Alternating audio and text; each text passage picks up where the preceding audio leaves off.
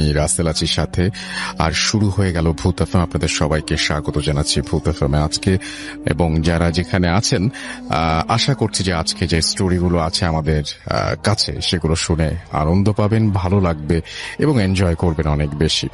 চলে যাই ডক্টর আলিফের কাছে আবারও। আসসালামু আলাইকুম লিসনার্স, আমি ডক্টর আলিফ। আশা করছি আপনারা সবাই ভালো আছেন, সুস্থ আছেন। তো ঘটনা শুরু হয় 2017 সালের শেষের দিকে। টাঙ্গাইলের একজন পীর সাহেবের ঘটনা। পীর সাহেবের দরবার ছিল এবং প্রচুর লোকজনের আনাগানা ছিল সব সময়। মানুষজন আসতো বিভিন্ন সমস্যা নিয়ে তার কাছে, তিনি ঝাড়ফুঁক করে দিতেন। কোনো সময় গরিব লোকদের টাকা পয়সা দিয়ে সাহায্য করতেন, আবার সন্ধ্যার সময় তিনি তার মুরিদদের নিয়ে জিকির করতেন। বিভিন্ন সমস্যা নিয়ে তিনি আসা লোকদের ঝাড়ফুঁক করতেন ঠিক সন্ধ্যার পরপরই। তিনি সবসময় তার কাছে কাচের বোতল রাখতেন। যদি কোনো জিনে ধরা রোগী আসতো তার কাছে, তবে সেই জিনগুলোকে তিনি বোতলে ঢুকিয়ে ফেলতেন যদি জিনগুলো যেতে রাজি না হতো। ব্যাপারটা এমন ছিল যে সেই পীর জিনকে বলতেন চলে যেতে, যদি না যাইতো তাহলে মারধর করতেন। তখন কিছু জিন যেতে চাইলে চলে যেতে দিতেন, না যেতে চাইলে বলতেন চলে যান, এলে বোতলে ঢুকিয়ে ফেলবো। তো যারা যেতে চাইতো না তাদেরকে বোঝানোর সুযোগ না দিয়ে তিনি বোতলে ঢুকাতেন এবং সেই বোতল নিয়ে তিনি তার মুরিদদের দিয়ে মাটি চাপা দিয়ে রাখতেন। মুরিদ বলতে তার আশেপাশের অ্যাসিস্ট্যান্টদেরকে দিয়ে। যেহেতু তিনি জিনকে বন্দী করেছেন, তাই সেই জিনের আত্মীয় স্বজনরা যেন সেই পীর বা পীরের পরিবারের কোনো ক্ষতি করতে না পারে, সেজন্য তিনি প্রতিদিন 8টা করে তাবিজ তার বাড়ির চারিপাশে পুঁতে দিতেন তার মুরিদদেরকে নিয়ে। এটি তিনি প্রতিদিন করতেন, কারণ তিনি খুব ভালো করেই জানতেন বন্দী জিনদের জন্য অন্যান্য জিনেরা হামলা করতে পারে, এতে পরিবারের ক্ষতি হতে পারে, এবং সেজন্য সে প্রতিদিন তার বাড়িতে তাবিজ পুঁতে দিতেন যাতে কোনো ধরনের জিন প্রবেশ করতে না পারে। এভাবে উনি ওনার কাজ চালিয়ে যেতে লাগলেন। একদিন ওনার একজন মুরিদ, যিনি সব সময় ঝাড়ফুঁকের কাজে পীরকে সাহায্য করতেন, তিনি ঘুমের মধ্যেই মারা যান। তাকে গোসল দেন পীর সাহেব নিজেই, এবং তিনি লক্ষ্য করেন তার সেই মুরিদের পুরো শরীর কেমন যেন নরম। মৃত্যুর পর সাধারণত শরীর শক্ত হয়ে যায়, কিন্তু সেই মুরিদের শরীর ছিল একদম নরম, এবং তিনি এটা লক্ষ্য করলেন তার বুকের সবগুলো হাড় ভেঙে গেছে। তিনি দ্রুতই তার মুরিদের দাফন কাফন সম্পন্ন করে এবং বাসায় ফিরে তার বাড়িকে তিনি বরাবরের মতোই 8টা তাবিজ লিখে বন্ধ করিয়ে দেন। তখন ছিল আসরের সময়। সচরাচর তিনি এই কাজটি এশার পর করতেন। সেদিন রাতে পীর সাহেব স্বপ্নে দেখেন যে তার মুরিদের লাশ কবর থেকে উঠিয়ে শিয়াল কুকুর টেনে তুলে ফেলেছে এবং তার বাড়ির উঠানে সেই লাশ এনে ফেলে রাখা হয়েছে। এটা দেখে তার ঘুম ভেঙে যায় এবং তিনি শুনতে পান তার সেই মৃত মুরিদ তাকে ডাকছে। যেহেতু তিনি জানতেন এটা জিনদের শয়তানি, তাই তিনি তখনই একটা লাঠি নিয়ে বের হন এবং বের হয়ে তিনি দেখতে পেলেন তার বাড়ির উঠানের সামনে সেই মৃত মুরিদ দাঁড়িয়ে আছে। তিনি বলতে লাগলেন, খবিশের বাচ্চা, তোর এত বড় সাহস, আমার বাড়িতে আমার জমিনে দাঁড়িয়ে আছিস, এখনই চলে যা, নইলে আগে তোকে বেঁধে মারবো, তারপর তোকে বোতলে ভরে মাটিতে পুঁতে রাখবো। তার কথা শুনে সেই মুরিদের রূপ নেয়া জিন বলে, আয় আমাকে ধর, তোর যদি সাহস থাকে তবে আমাকে পারলে ধর। এটা শুনে সেই পীর লাঠি উঁচিয়ে তাকে মারতে যাবে, ঠিক তখনই সেই পীর মাটিতে পড়ে যান। তিনি অনুভব করতে লাগলেন তার ডান পায়ের বোধ শক্তি হারিয়ে গেছে, তাই তিনি কোনোভাবে ওঠার চেষ্টা করছেন কিন্তু পারছিলেন না। তিনি দোয়া তো পাঠ পড়তে পারছিলেনই না পারছিলেন কাউকে ডাকতে। তখন সেই মুরিদের রূপ নেয়া জিন তার কাছে আসে, তার কানের কাছে এসে বলতে থাকে, তোর বাহাদুরির দিন শেষ, দেখ তোকে আর তোর সাথীদেরকে কি করি। এটা বলার পর সেই জিন তার উপর অজস্র ছোট ছোট সাপ ফেলে দিয়ে চলে যায়। সাপগুলো তাকে কামড়াতে থাকে। সেই সাপের কামড়ে চিৎকার করতে লাগলেন তিনি। পাশে তার মুরিদরা স্থায়ীভাবে থাকতো, যারা তারা জিন ছাড়ানো বা ঝাড়ফুঁকে সাহায্য করত। তারা সেই পীরের চিৎকার শুনে সেখানে এসে পীরকে মাটিতে গড়াগড়ি করতে দেখে। পীরকে তারা উদ্ধার করে এবং ঘরে নিয়ে যায়। সেই রাত পোহানোর পর পীর সাহেব বুঝতে পারলেন তার 2 পা অবশ হয়ে গেছে। এদিকে সকালে খবর আসে তার আরেক মুরিদ মারা গেছেন। এই কথা শোনার পর পীর সাহেব বুঝতে পারলেন কোনো একটা সমস্যা শুরু হয়েছে। তারা দুইজনই খুব কাছের মানুষ ছিল এবং দুইজনই গত 2 দিনে মারা গেল। গত রাতে তার সাথে এমন একটা ঘটনা ঘটে গেল, আর এখন তো 2 পা অবশ। অবশ্যই কোনো জিন তার ক্ষতি করতে চাচ্ছে। তাই তিনি প্রতিদিন যেভাবে 8টা তাবিজ বাড়ির 8 দিকে পুঁতে দিতেন, সেভাবে তিনি তাবিজ পুঁতে দিলেন মুরিদদের দিয়ে। কিন্তু 8টির বদলে 16টি তাবিজ পুঁতে দেওয়া হলো, যাতে কোনোভাবে কোনো জিন না আসতে পারে এবং পরিবারের ক্ষতি করতে না পারে। এবং তার মুরিদদের নির্দেশ দিলেন এই খবর প্রচার করতে যে পীর সাহেব অসুস্থ, তাই কিছুদিন পীর সাহেবের সাথে কেউ দেখা করতে পারবে না, এটা চারিদিকে ছড়িয়ে দেওয়া হলো। সেদিন রাতে সেই পীর তার পরিচিত একজন আলেমের কাছে গত রাতে ঘটনা এবং পরপর 2 দিনে তার 2জন মুরিদের মারা যাওয়ার ব্যাপারে আলাপ করলেন। পীরের পরিচিত সেই ব্যক্তি ফোনে তাকে বলেন, যেহেতু আপনি জিনকে বোতলবন্দি করেছেন, তাই হয়তো কোনো জিন আপনার ক্ষতির করার চেষ্টা করছে, তাই আপাতত সাবধান থাকুন, এবং যেহেতু গতরাতে আপনি না বুঝে বাইরে গিয়ে সেই জিনের মুখোমুখি হয়েছিলেন, তাই সেই সুযোগে আপনার উপর সে জাদু করেছে। পীরের পরিচিত সে আলেম তাকে ফোনে কিছু তদবির শিখিয়ে দেয় এবং পরামর্শ দেয় তার পরিবারের কেউ যেন বাইরে চলাফেরা একা একা না করে। কিন্তু সেদিন রাতটাই ছিল বিভীষিকাময়। সেদিন রাতে পীর সেই আলেমের পরামর্শ মোতাবেক আমল করা শুরু করে দেয় এবং আমল করে ঘুমিয়ে গেলেন। উনি ঘুমিয়েছিলেন, হঠাৎ করে কিছু তাকে বিছানা সহ এক পাশ কাত করে ফেলে দেয় এবং তিনি বিছানার নিচে চাপা পড়ে যান। তিনি শুনতে পান তার ছোট মেয়ে, ছোট ছেলে, তার স্ত্রী, বড় মেয়ে, মেয়ের জামাই প্রচন্ড আর্তনাদ করছে। তিনি নিজেও চিৎকার করছিলেন। তখন তিনি শুনতে পান কেউ টেনে হিচড়ে তার পরিবারের সদস্যদের তার বাড়ির ডাইনিং রুমে এনে বসিয়ে দিয়ে বলেন, একদম চুপ হয়ে বসে থাক তোরা, না হলে তোদের জবাই করে ফেলে দিব, তোদের বাড়ির পাশের পুকুরে ফেলে রাখবো। তখন পীর বলছিলেন, আমাকে পারলে মার, আমাকে আটকে রেখে আমার পরিবারকে ভয় দেখাচ্ছিস, পারলে আয়। পীর এটা বলার সাথে সাথে তার উপর থাকা বিছানাটা কেউ সরিয়ে ফেলে এবং পীরকে উপরে টেনে তুলে ঘাড় ধরে এবং তাকে নিয়ে যায় ডাইনিং রুমে। পীর দেখতে পান তার পরিবারের সবাই সেই ঘরের কোনো একটা কোণে বসে আছে। তখন পীর দেখতে পেলেন অজস্র কালো কালো ছায়া মূর্তি তাদের ঘিরে রেখেছে। তাদের চোখগুলো ছিল লাল, পুরো ঘরটা যেন গরম। পীর ভয় পেয়ে গেল। তিনি তার পরিবার সবাইকে ডাকলেন, কিন্তু কেউ ডাকে সাড়া দিল না। তিনি শুনতে পেলেন একটা কালো ছায়া মূর্তি তার পরিবারকে বলছে, এই তোরা কাঁদিস না, এই নে শাবল কোদাল, খুঁড়ে ফেল তোদের বাবার কবর। পীর মরে গেছে, ওকে মাটি দিতে হবে।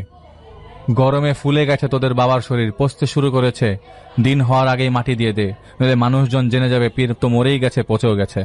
তখন সবাই ছিছি করবে, দাফন দিতে কেউ আসবে না কাছে গন্ধে, তোদেরকেই দাফন কাফন করতে হবে। পীর তাজ্জব হয়ে শুনতে লাগলেন এবং চিৎকার করে তার ছেলে মেয়ের জামাইকে ডাকতে লাগলেন, এই তোরা এগুলা শুনিস না, আল্লাহর ডাক, আল্লাহ আয়াতুল কুরসি পড়। ঠিক এই কথা যখনই তিনি বললেন, তিনি ঠিক তখনই বুঝতে পারলেন তিনি তো কথা বলছেন ঠিকই, কিন্তু কোনো শব্দ তার মুখ থেকে বের হচ্ছে না। তিনি দেখলেন তার কিশোর ছেলে এবং মেয়ের জামাই সেই জিনদের দেওয়া শাবল কোদাল দিয়ে সেখানে ডাইনিং রুমের পাকা ফ্লোরেই কবর খুঁজছে। তিনি দেখলেন যারা কবর খুঁজছে তারা শাবল বা কোদাল দিয়ে না করে হাত দিয়েই কবর খুঁজছে। আর পীর শুনতে পাচ্ছিলেন কালেমা শাহাদাত পড়ছে সেই সকল ছায়ামূর্তিগুলো। তিনি দেখলেন তাকে 4টি ছায়ামূর্তি তাদের কাঁধে তুলে নিল। তারা তাকে সদ্য খোঁড়া সেই কবরে শুইয়ে দিল। পীর শুনতে পাচ্ছিলেন, কিন্তু কিছু করতে পারছিলেন না। তিনি মনে মনে সূরা ইয়াসিন পড়তে লাগলেন, কিন্তু তিনি শুনতে পেলেন সেই ছায়ামূর্তিগুলোর মধ্যে একজন বলল, তুই যত কিছুই করিস না কেন, আজ তুই বাঁচতে পারবি না। তখন তিনি দেখলেন একটা বেজি সেই ছায়ামূর্তি পীরের বুকের উপর ছেড়ে দেয়। পীর দেখতে লাগলেন সেই ছায়ামূর্তিগুলো এবং তার পরিবারের সবাই তার উপর মাটি ছিটাচ্ছে। তার কোমর অবধি মাটি চাপা পড়ে যায়। তখন সেই বেজিটা পীরের হাতে কামড় দিয়ে দিল। কিছুক্ষণ পর তিনি জ্ঞান হারিয়ে ফেলেন। জ্ঞান ফেরার পর তিনি দেখতে পেলেন তার চারপাশে অনেক লোকজন। তিনি দেখতে পেলেন পরিবারের সবাই ভালো আছে। তখন তিনি তার একজন মুরিদকে ডাকলেন, কিন্তু শব্দ বের হলো না। তিনি অনেক চেষ্টা করলেন, কোনো শব্দ বের হলো না তার মুখ দিয়ে। উ আয়ের মতো যেভাবে বোবারা শব্দ করে কথা বলার জন্য ইশারা করেন, ঠিক সেভাবেই শব্দ বের হচ্ছিল তার মুখ দিয়ে। তিনি ইশারা দিয়ে সবাইকে ঘর ত্যাগ করতে বললেন।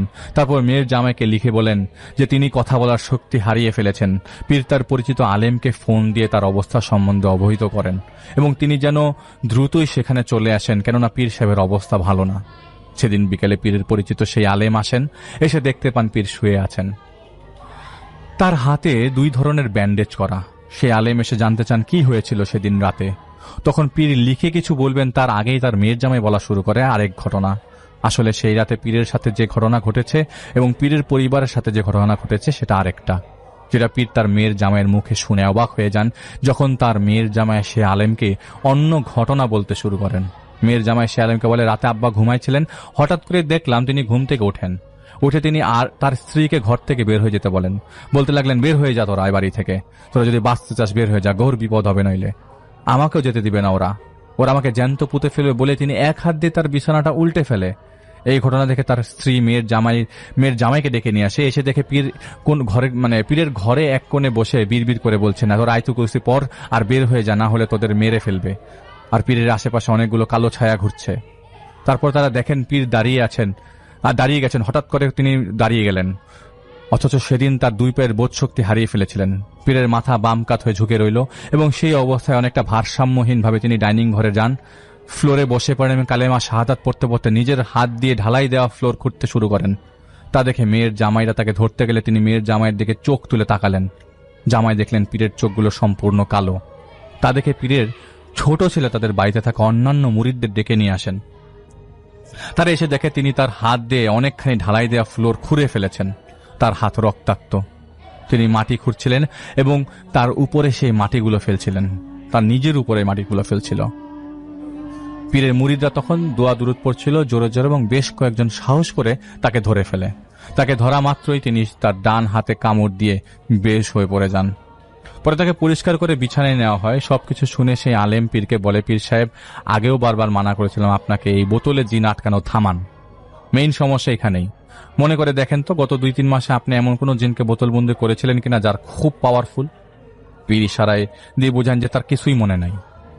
সেই রাতে সেই পীর আলেম পীরকে বসায়, তার উপরে প্রভাব থাকা জিনকে ডেকে আনবেন সমস্যা জানার জন্য।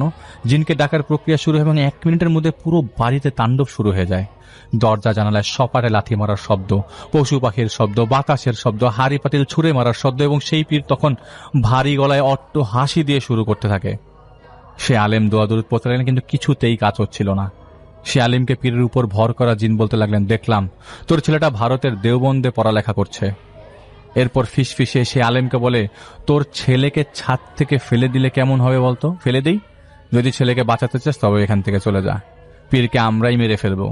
এই দেখে তার প্রমাণ, এই দেখ তার প্রমাণ। সেই বলেই পীরের এক হাত দিয়ে তার নিজের একটা চোখ উপড়ে ফেলে তা হাতে নিয়ে সে আলেমের দিকে বাড়িয়ে দেয়। বলে, ধর, নিয়ে যা প্রমাণ। কেউ যদি আসিস ওকে বাঁচাতে পীরকে, তবে ওর শরীরের এক একটা অংশ এভাবে কেটে কেটে পাঠাবো।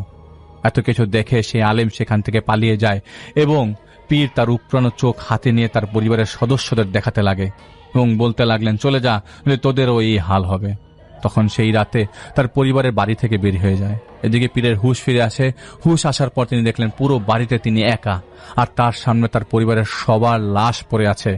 একটা ছায়ামূর্তি তাকে বলে, তুই নিজের হাতে এদের মেরেছিস, এখন এদের দাফন করতে হবে।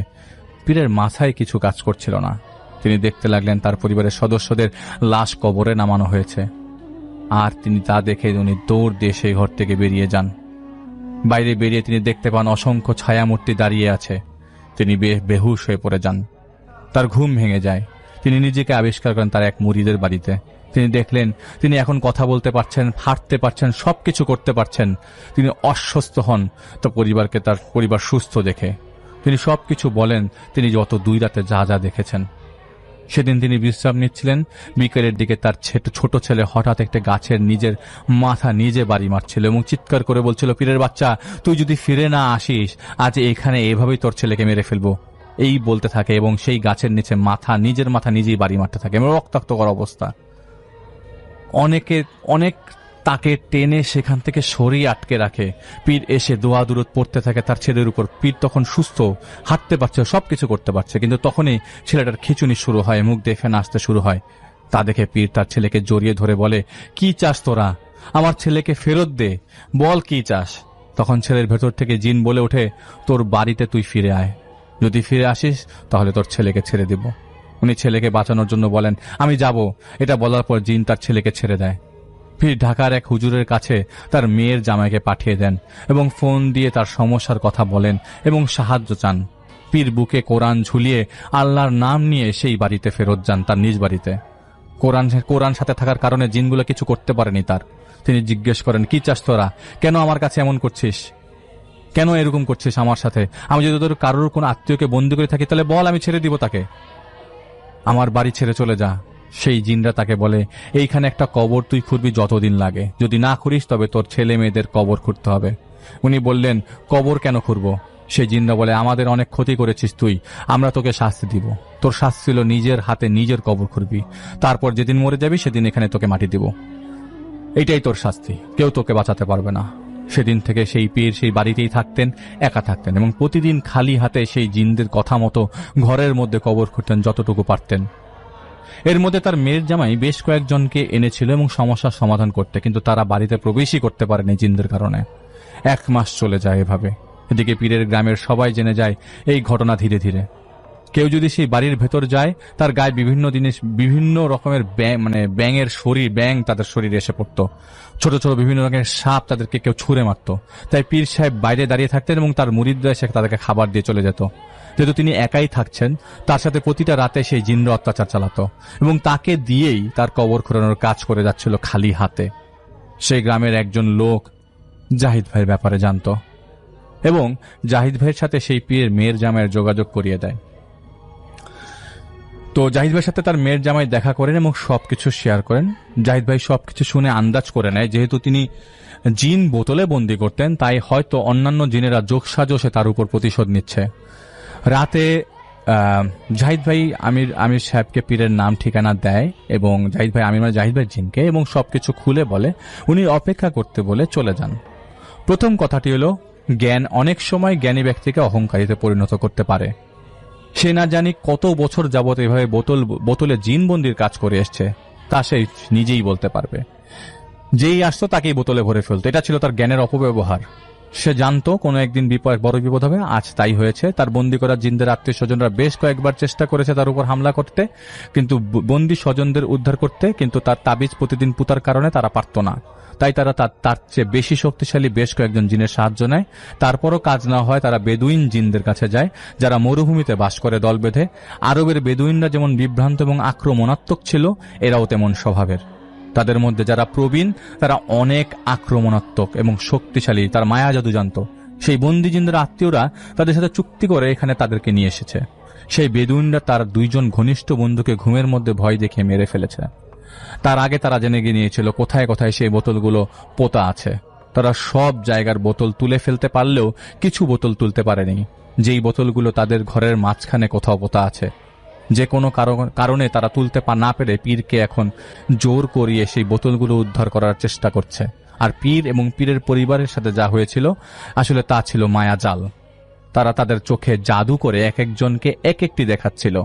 তারা যদি চায় আমরা তাদের সাহায্য করব এবং যা করার দ্রুত করতে হবে। আমির সাহেব অপেক্ষা করতে বলেন এবং জাহিদ ভাই তখনই তার মেয়ের জামাইকে সবকিছু বলে ফোনে এবং তারা নিজেরাই আলাপ আলোচনা করে রাজি হয়।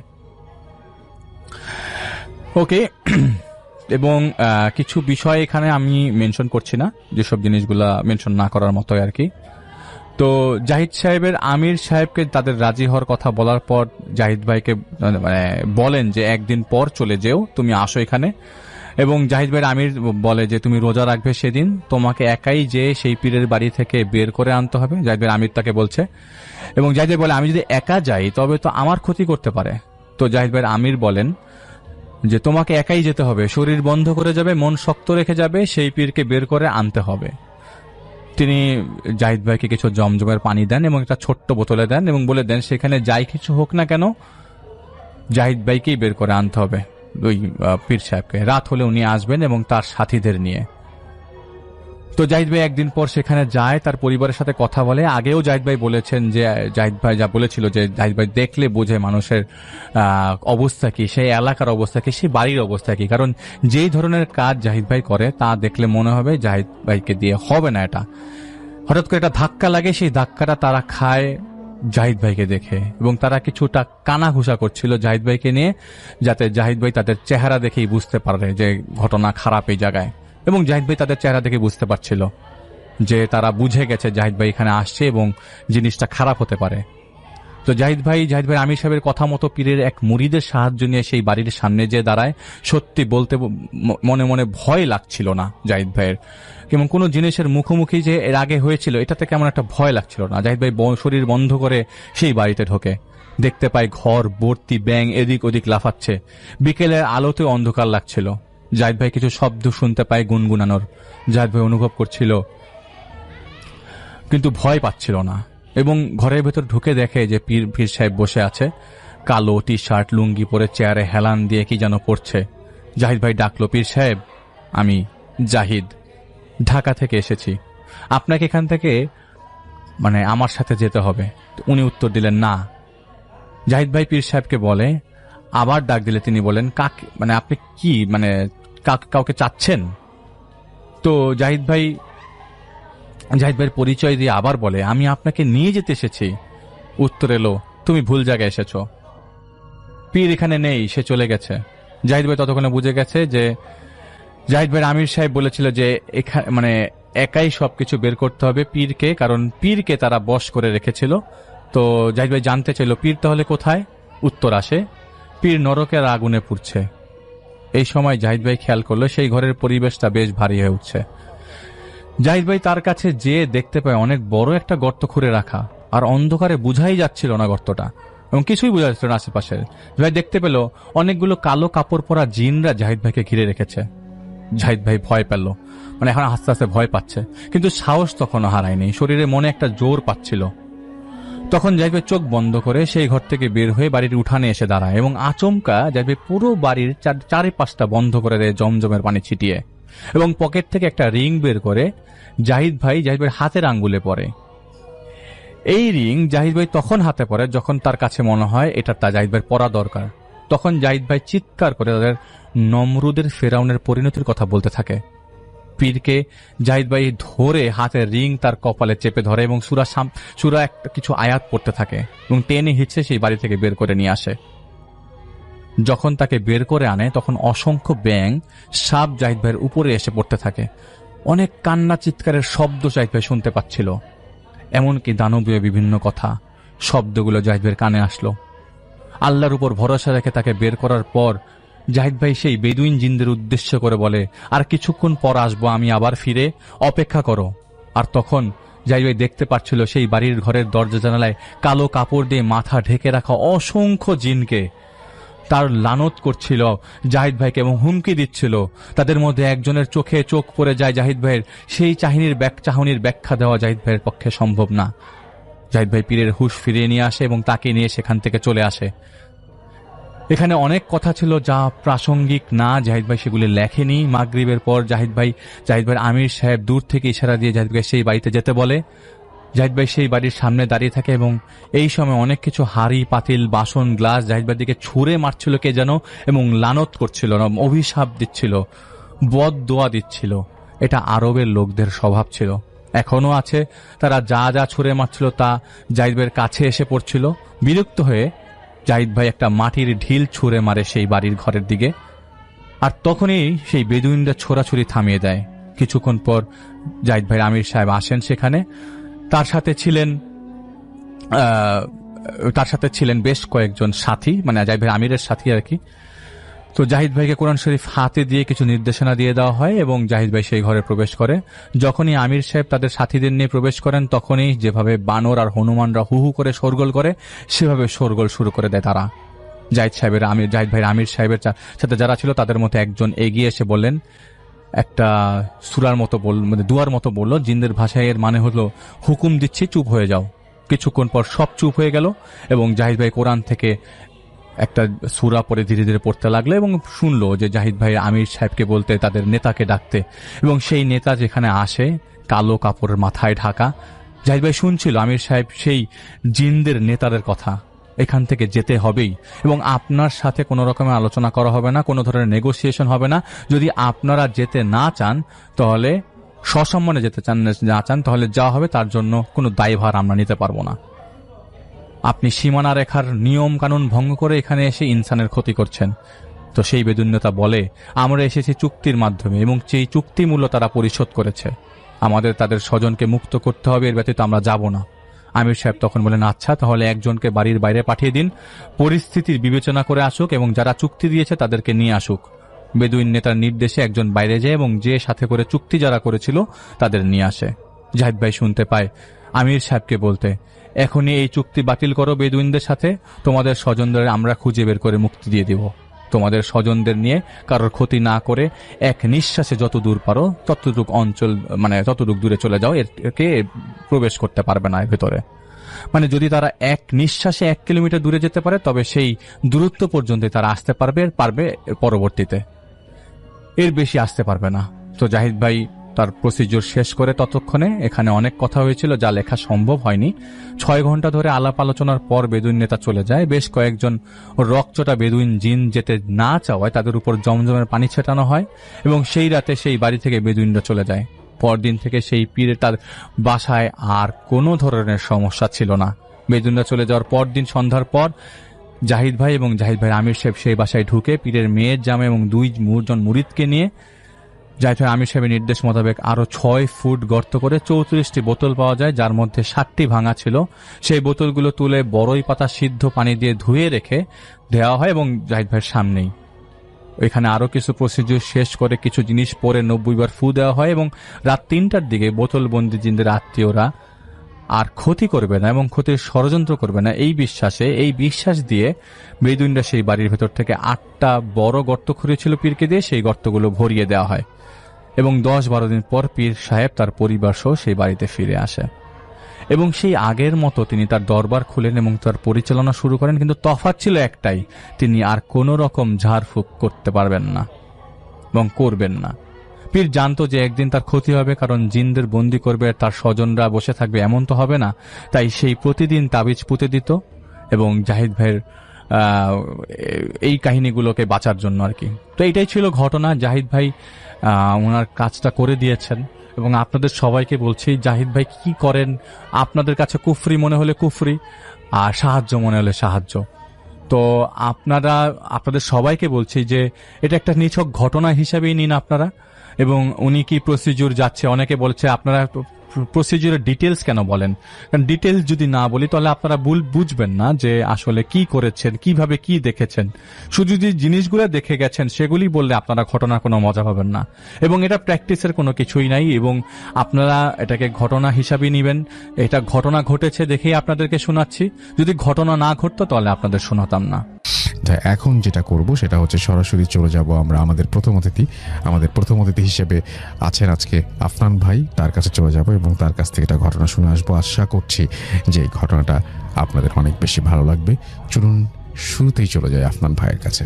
প্রিয় লিসেনার্স, যার ঘটনা শেয়ার করতে যাচ্ছি তার কাছ থেকে আমরা আসলে রেগুলার ঘটনা পাই না। উনি একটি সার্ভে প্রতিষ্ঠান মানে জরিপ প্রতিষ্ঠানে চাকরি করেন, যার কারণে বিভিন্ন জায়গায় ওনাকে ঘুরতে হয় আর এতটাই ব্যস্ত থাকতে হয় ঘটনা লিখে পাঠানো ওনার জন্য অনেক কঠিন ব্যাপার। এই কারণে মূলত অনেকদিন পর পর উনি ঘটনা পাঠান, আর যেই ঘটনাগুলো উনি পাঠান সবগুলো ঘটনাই বেশ রোমহর্ষক হয়ে থাকে। আশা করছি ইনশাল্লাহ আজকের ঘটনাটিও তার ব্যতিক্রম হবে না। ওনার নাম শোভন দাস, ওনার বাড়ি ভারতের পশ্চিমবঙ্গ রাজ্যের কলকাতা শহরে। আর ওনার একটি ঘটনা কিন্তু আমরা পাতালবাসী বইয়ে প্রকাশ করেছিলাম। প্রিয় লিসেনার্স, আজকের মূল ঘটনাতে চলে যাবার আগে কিছু কথা যেগুলো সবসময় বলি সেটা হচ্ছে, যারা আমাদের চ্যানেলে নতুন রয়েছেন এখনো সাবস্ক্রাইব করেননি তারা দ্রুত সাবস্ক্রাইব করে ফেলুন প্লিজ, আর লাইক বাটনটা প্রেস করে দেবেন আর এই ভিডিওর লিঙ্কটাও শেয়ার করে দেবেন। আমাদের চ্যানেলের লিঙ্কটাও আপনারা আপনাদের পার্সোনাল আইডিতে শেয়ার করতে পারেন, বন্ধু বান্ধবদেরকে মেসেঞ্জার বা হোয়াটসঅ্যাপে পাঠাতে পারেন যারা সত্য ভয়ের ঘটনাগুলো শুনতে চায়। প্রিয় লিসেনার্স, ভয়ের ঘটনা শোনানোর পাশাপাশি বেশ কিছু কথাও বলতে হয়, বা যে কথাগুলো সাধারণত বলে থাকি অনেকের ভালো না লাগলেও বলি, কারণ শুধু ভয়ের ঘটনা শোনানোই আমাদের মূল উদ্দেশ্য নয়।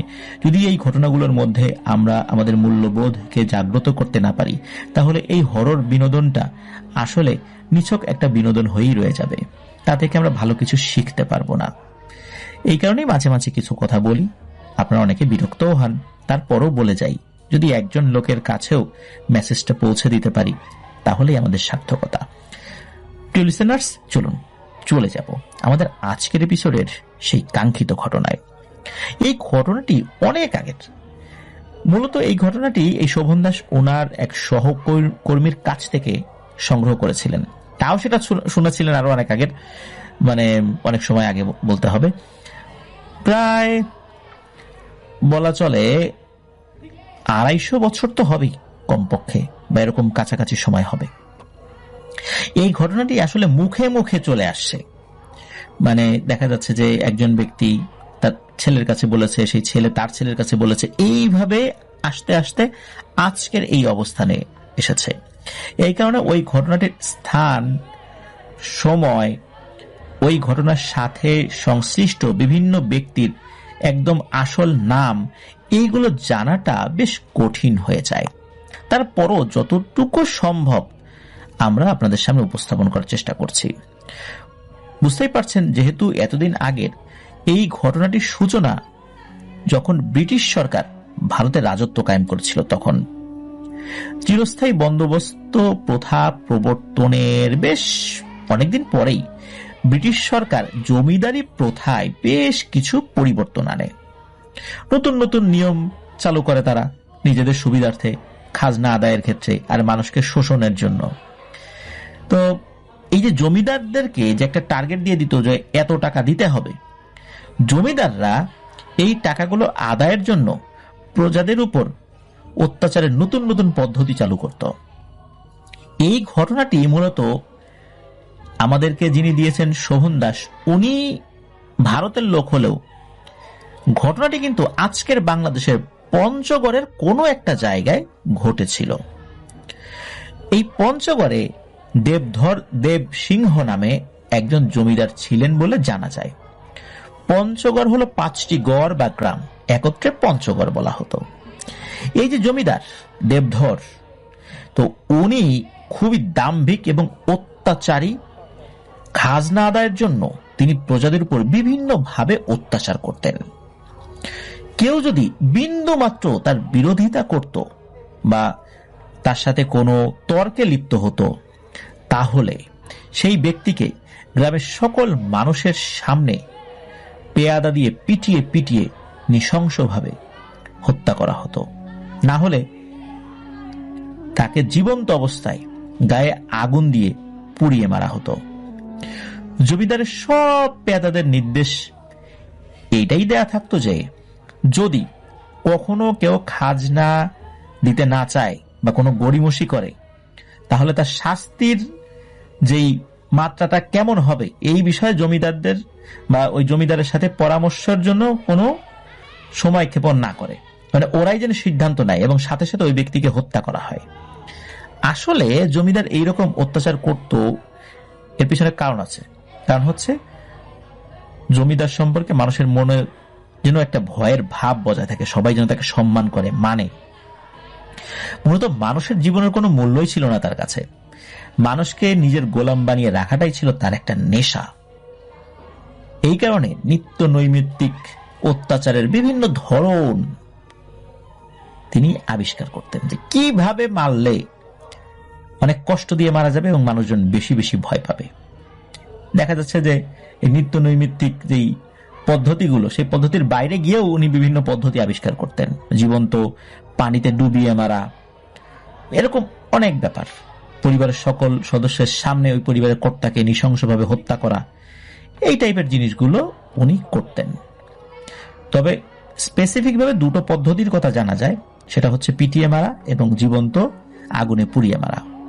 আর জীবন্ত পানিতে ডুবিয়ে মারারও কিছু কিছু তথ্য পাওয়া যায়। এর বাইরে অন্য কি কি ভাবে তিনি হত্যা করতেন মানুষদেরকে, সেটা খুব একটা জানা যায় না, যেহেতু অনেকদিন আগের ঘটনা।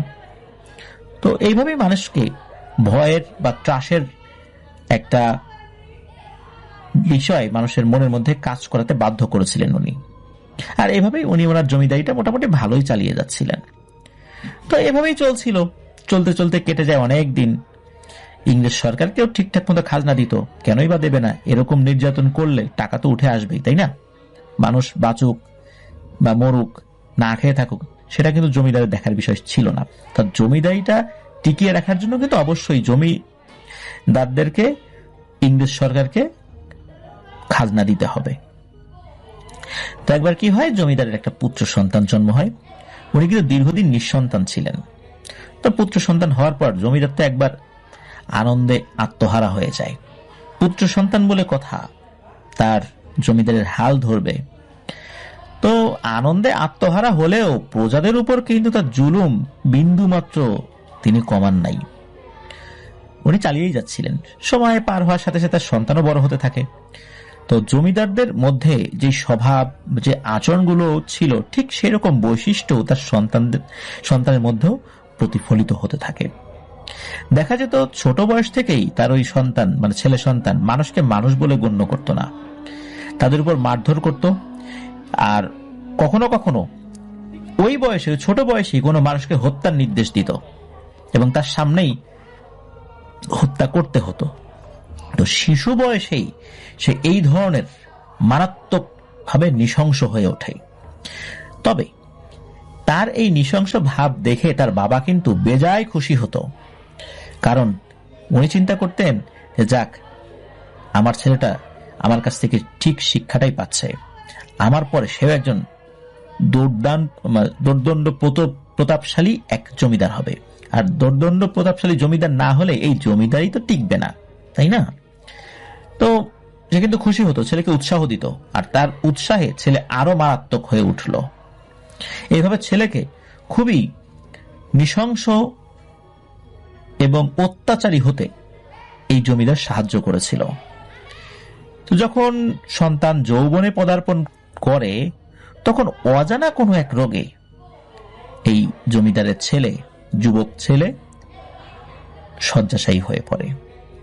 সে সময় চিকিৎসককে হাকিম বলা হতো। জমিদারের যে পারিবারিক হাকিম ছিল, তাকে দিয়ে চিকিৎসা করানো হতে থাকে, কিন্তু অবস্থার কোনো পরিবর্তন আসে না। জমিদার আশেপাশের গ্রামের আরো অনেক ভালো হাকিমকে এনে তার ছেলের চিকিৎসা করিয়েছিলেন, কিন্তু কোনোভাবেই ছেলেটা সুস্থ হতে পারছে না। যতদিন যাচ্ছে ততই ছেলেটা শুকিয়ে একদম শীর্ণকায় হয়ে যাচ্ছে। একটা পর্যায়ে হাঁটা চলার শক্তিও হারিয়ে ফেলে, সবসময় বিছানায় পড়ে থাকে। এদিকে জমিদারের যে স্ত্রী ছিল, সে তো ছেলের এই অবস্থা দেখেই অনেক কান্নাকাটি করতে থাকে, আর জমিদারকে বলে যেভাবেই হোক তুমি আমার ছেলেকে সুস্থ করার ব্যবস্থা করো। এখন জমিদার তো গভীর চিন্তায় পড়ে যায়, মনে মনে ভাবতে থাকে এত হাকিম কবিরাজ দিয়ে চিকিৎসা করালাম, তবুও ছেলেটা কেন সুস্থ হয় না, আর কোনো কারণে কোনো সমস্যা হয়ে গেলে তার এই জমিদারি কে দেখবে। তো জমিদার ছেলেকে নিয়ে খুবই দুশ্চিন্তায় পড়ে যায়। তবে এই সমস্ত ঝামেলার মধ্যে প্রজাদের উপর অত্যাচারের মাত্রাটা সামান্য কিছু কমে এসেছিল আর কি। তো জমিদার নিজের হাকিমকে একদিন ডেকে পাঠালেন, তার ছেলে সুস্থ না হওয়ার কারণ জানতে চাইলেন তার কাছে। তখন সেই হাকিম জমিদারকে বললেন যে হুজুর, আমি যে বিদ্যা জানি সেটার মাধ্যমে যত রকম চিকিৎসা করার পদ্ধতি আমি জানতাম সবই আমি ব্যবহার করেছি, কিন্তু কোনোভাবেই আমি তাকে সুস্থ করতে পারছি না। এই রোগটা আমার কাছে একেবারেই অজানা, আর আমি যেহেতু পারি নাই, আমার মনে হয় না অন্য কোনো জমিদার যারা আছে, যে জমিদারি তালুক রয়েছে, ওই সমস্ত জায়গায় আমার মতো কোনো হেকিম রয়েছে যারা এই রোগের চিকিৎসা করতে পারবে। কেউ পারবে না। এখন সমাধান কি? জমিদার বলেন যে একটা সমাধান তো বলেন, কি হতে পারে? তখন জমিদার কাছে ওই হাকিম বলে ওঠে, এটা হাকিমি বিদ্যা দিয়ে ভালো হবে না, এটা মনে হচ্ছে অন্য কিছু। আপনি একজন ভালো তান্ত্রিককে দেখান। ওনারা যেহেতু হিন্দু ছিলেন, ওনারা তান্ত্রিক পুরোহিত, এদের কাছে তো যাবেন স্বাভাবিকভাবে। তো হাকিমের কথা মতো ওই জমিদার তান্ত্রিক খোঁজা শুরু করেন। তো বেশ কয়েক গ্রাম পরে জমিদারের পেয়াদারা এক তান্ত্রিকের সন্ধান পায় এবং খুঁজতে খুঁজতে সেই তান্ত্রিকের বাড়িতেও যায় আর সব কথা সবিস্তারে জানায়, আর তাদের সাথে জমিদারের বাড়িতে যেতে অনুরোধ করে। এই তান্ত্রিক আবার ছিল খুবই বদমেজাজি, এও ছিল বেশ দাম্ভিক। সব কথা শুনে সেই তান্ত্রিক বলে, আমি টাকা ছাড়া কোনো কাজ করি না, কত টাকা দেবে তোদের জমিদার? তখন এক পেয়াদা বলে ওঠে, টাকা নিয়ে আপনাকে কোনো চিন্তা করতে হবে না, জমিদারের অনেক টাকা আছে, আপনার যত টাকা দরকার পেয়ে যাবেন, কিন্তু ছেলেকে সুস্থ করতে হবে। যেহেতু সেই তান্ত্রিক ছিল খুবই বদমেজাজের, উগ্র স্বভাবের, আর এমন উগ্র স্বভাবের ছিল যে সবাই তাকে ভয় পেত, সে কাউকে ভয় পেত না। আর এই কারণে ওই তান্ত্রিক ওদেরকে বলে ওঠে, আমি তোদের সাথে কোথাও যাব না, প্রয়োজনটা আমার না, প্রয়োজনটা তোদের জমিদারের। তোদের জমিদারের খাইও না, আমি পড়িও না, আর তোদের জমিদারির এলাকায় আমি বসবাস করি না। তোদের জমিদারকে আমার কাছে আসতে বল। তো এই কথা শোনার পর পেয়াদারা তো ফেরত গিয়েছে, ফেরত গিয়ে ওই তান্ত্রিক কি বলেছে এগুলো তো বলতে ভয় পাচ্ছে, কারণ জমিদারকে সে ওইখানে যেতে বলছে। তারপরও জমিদার বারবার বলছিল, এই ওটা তান্ত্রিক পাইছো, কি বলছে? তখন তারা শোনায় যে আপনাকে যেতে বলছে ওইখানে, এবং এটাও বলছে সে আপনার খায়ও না পরেও না, সুতরাং আপনার বাড়িতে যেতে সে বাধ্য না। এ কথা শুনে জমিদার তো খুব রাগে ফুলে ফেপে ওঠে, মনে মনে ভাবে, আমি জমিদার, আমার ভয়ে সবাই কাঁপে, আর কোথাকার কোন তান্ত্রিক ফান্ত্রিক আমাকে অসম্মান করে এরকম কথা বলল, দাঁড়া তোকে আমি শিক্ষা দিব। কিন্তু তার স্ত্রীর কান্না আর ছেলের মুখ চেয়ে কিছুই আর করতে পারে না, কারণ তার ছেলেটাকে তো সুস্থ করতে হবে, তাই না? বাধ্য হয়েই উনি রওনা দেয় ওই তান্ত্রিকের ঠিকানায়। তো গন্তব্যে পৌঁছে জমিদার দেখেন একটা বিশাল বটগাছের নিচে বসে আছে সেই তান্ত্রিক, আর ওই জমিদারের দিকে তাকিয়ে মুচকি মুচকি হাসছে। তো তান্ত্রিক জমিদারকে জিজ্ঞেস করে যে, কি আসলা? তো তোমার ছেলের প্রাণের বিনিময়ে কত টাকা দিবা আমাকে? আমি কিন্তু টাকা ছাড়া কোনো কাজ করি না, আর এটা কোনো দাতব্য প্রতিষ্ঠান না যে আমি দাতব্য প্রতিষ্ঠান খুলে বসছি, সবাইকে অল্প টাকায় বা বিনা টাকায় সার্ভিস দিব বা সেবা দিব, সেই সুযোগ নাই। ফেলো করি মাখো তেল, টাকা দিতে হবে। তো জমিদার বলে যে, আপনি কত টাকা চান? আমি সেই টাকাই দিব। তখন ওই তান্ত্রিক বলে, তুমি নিজেই বলো কত টাকা দাও বা কত টাকা দিতে পারবা তুমি। তখন ওই জমিদার একটা অ্যামাউন্ট বলে, যেটা তান্ত্রিকের ধারণা থেকে হয়তো বা বেশি ছিল। তখন সেই তান্ত্রিক রাজি হয় জমিদারের সাথে যেতে, ওই ছেলেকে চিকিৎসা করতে। তো সে আসেও, আসার পরে ছেলেটাকে খুব ভালোভাবে পর্যবেক্ষণ করে। তবে পর্যবেক্ষণ করার পর ওই তান্ত্রিক জমিদারকে বলে, না রে, আর বেশি দিন না, এই ছেলেটা আর সর্বোচ্চ 10 দিন হয়তো বা বাঁচবে, এর বাইরে কোনোভাবেই ছেলেটা বাঁচবে না। এই কথা শুনে ওখানে উপস্থিত জমিদার স্ত্রী তো খুবই কান্নাকাটি শুরু করে দেয়। তো জমিদার তান্ত্রিককে যেভাবেই হোক ছেলেকে বাঁচানোর জন্য অনেক অনুরোধ করতে থাকে। তখন সেই তান্ত্রিক বলে, প্রথমে যতটা সহজ ভেবেছিলাম এই কাজটা অতটা সহজ নয়, আর যেই টাকার কথা তুমি বলছো আমাকে, ওই টাকায় আমি এ কাজ করতে পারবো না, এটা অনেক কঠিন একটা কাজ। জমিদার মনে মনে ভাবতে থাকে, সারা জীবন মানুষের কাছ থেকে আমি টাকা বের করলাম, আর এই বেটা তান্ত্রিক আমার কাছ থেকে ফন্দি ফিকির করে টাকা বের করার পায়তারা ভাসতেছে। যদি আমার ছেলে প্রাণ সংশয় না হতো, তাহলে জনসম্মুখে আজকেই তোকে হত্যা করতাম। কিন্তু কি আর করা, সব চিন্তা উপেক্ষা করে, সব রাগ চাপা দিয়ে তিনি তান্ত্রিককে বলেন, তার 1 বছরে যত খাজনা আদায় হয় সব তাকে দিয়ে দেয়া হবে, প্রয়োজনে জমিদারির একটা অংশ তাকে দিয়ে দেয়া হবে, কিন্তু তার ছেলেকে বাঁচাতে হবে। তান্ত্রিক খুশি হয় এবং জমিদারকে বলে, তোমার ছেলের প্রাণ বাঁচাতে হলে আর একটা প্রাণ আমায় নিতে হবে। তুমি বুঝতে পারতেছো যে কেন আমি এত টাকার কথা বলেছি? তুমি কি তার জন্য প্রস্তুত? জমিদার যেহেতু খুবই নিষ্ঠুর ছিলেন, তাই তিনি বললেন, আপনার যাকে খুশি তাকে মেরে ফেলুন, কিন্তু আমার ছেলেকে আপনাকে বাঁচাতে হবে।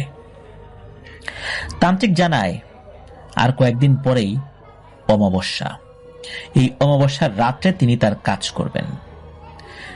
তান্ত্রিক জমিদারকে কিছু সামগ্রী জোগাড় করে রাখতে বলেন। জমিদারও তাকে বলেন, যতদিন না তার ছেলে সুস্থ হবে ততদিন কিন্তু এই তান্ত্রিক এখান থেকে যেতে পারবে না। তান্ত্রিকও বেজায় খুশি, কারণ ওই ছেলেটাকে সুস্থ করতে পারলে যে অ্যামাউন্টটা সে পাবে, সেটা তো সারা জীবন এই তান্ত্রিকগিরি করেও উপার্জন করতে পারবে না। তো জমিদার মূলত ভেবেছিলেন যে এত টাকা দেব এই বেটাকে, তারপর যদি কাজ না হয় তাহলে এই বেটাকে আর যেতে দেওয়া হবে না, এই বেটাকে আমি শুলে চড়াবো, জনসম্মুখে শুলে চড়ায় হত্যা করব। আমার কাছ থেকে টাকা আদায়ের ফন্দি ফিকির না, ওকে বুঝাবো যে জমিদারের কাছ থেকে টাকা আদায় করা তো সহজ না, জমিদাররা শুধু টাকা নেয় প্রজাদের কাছ থেকে, টাকা দেয় না।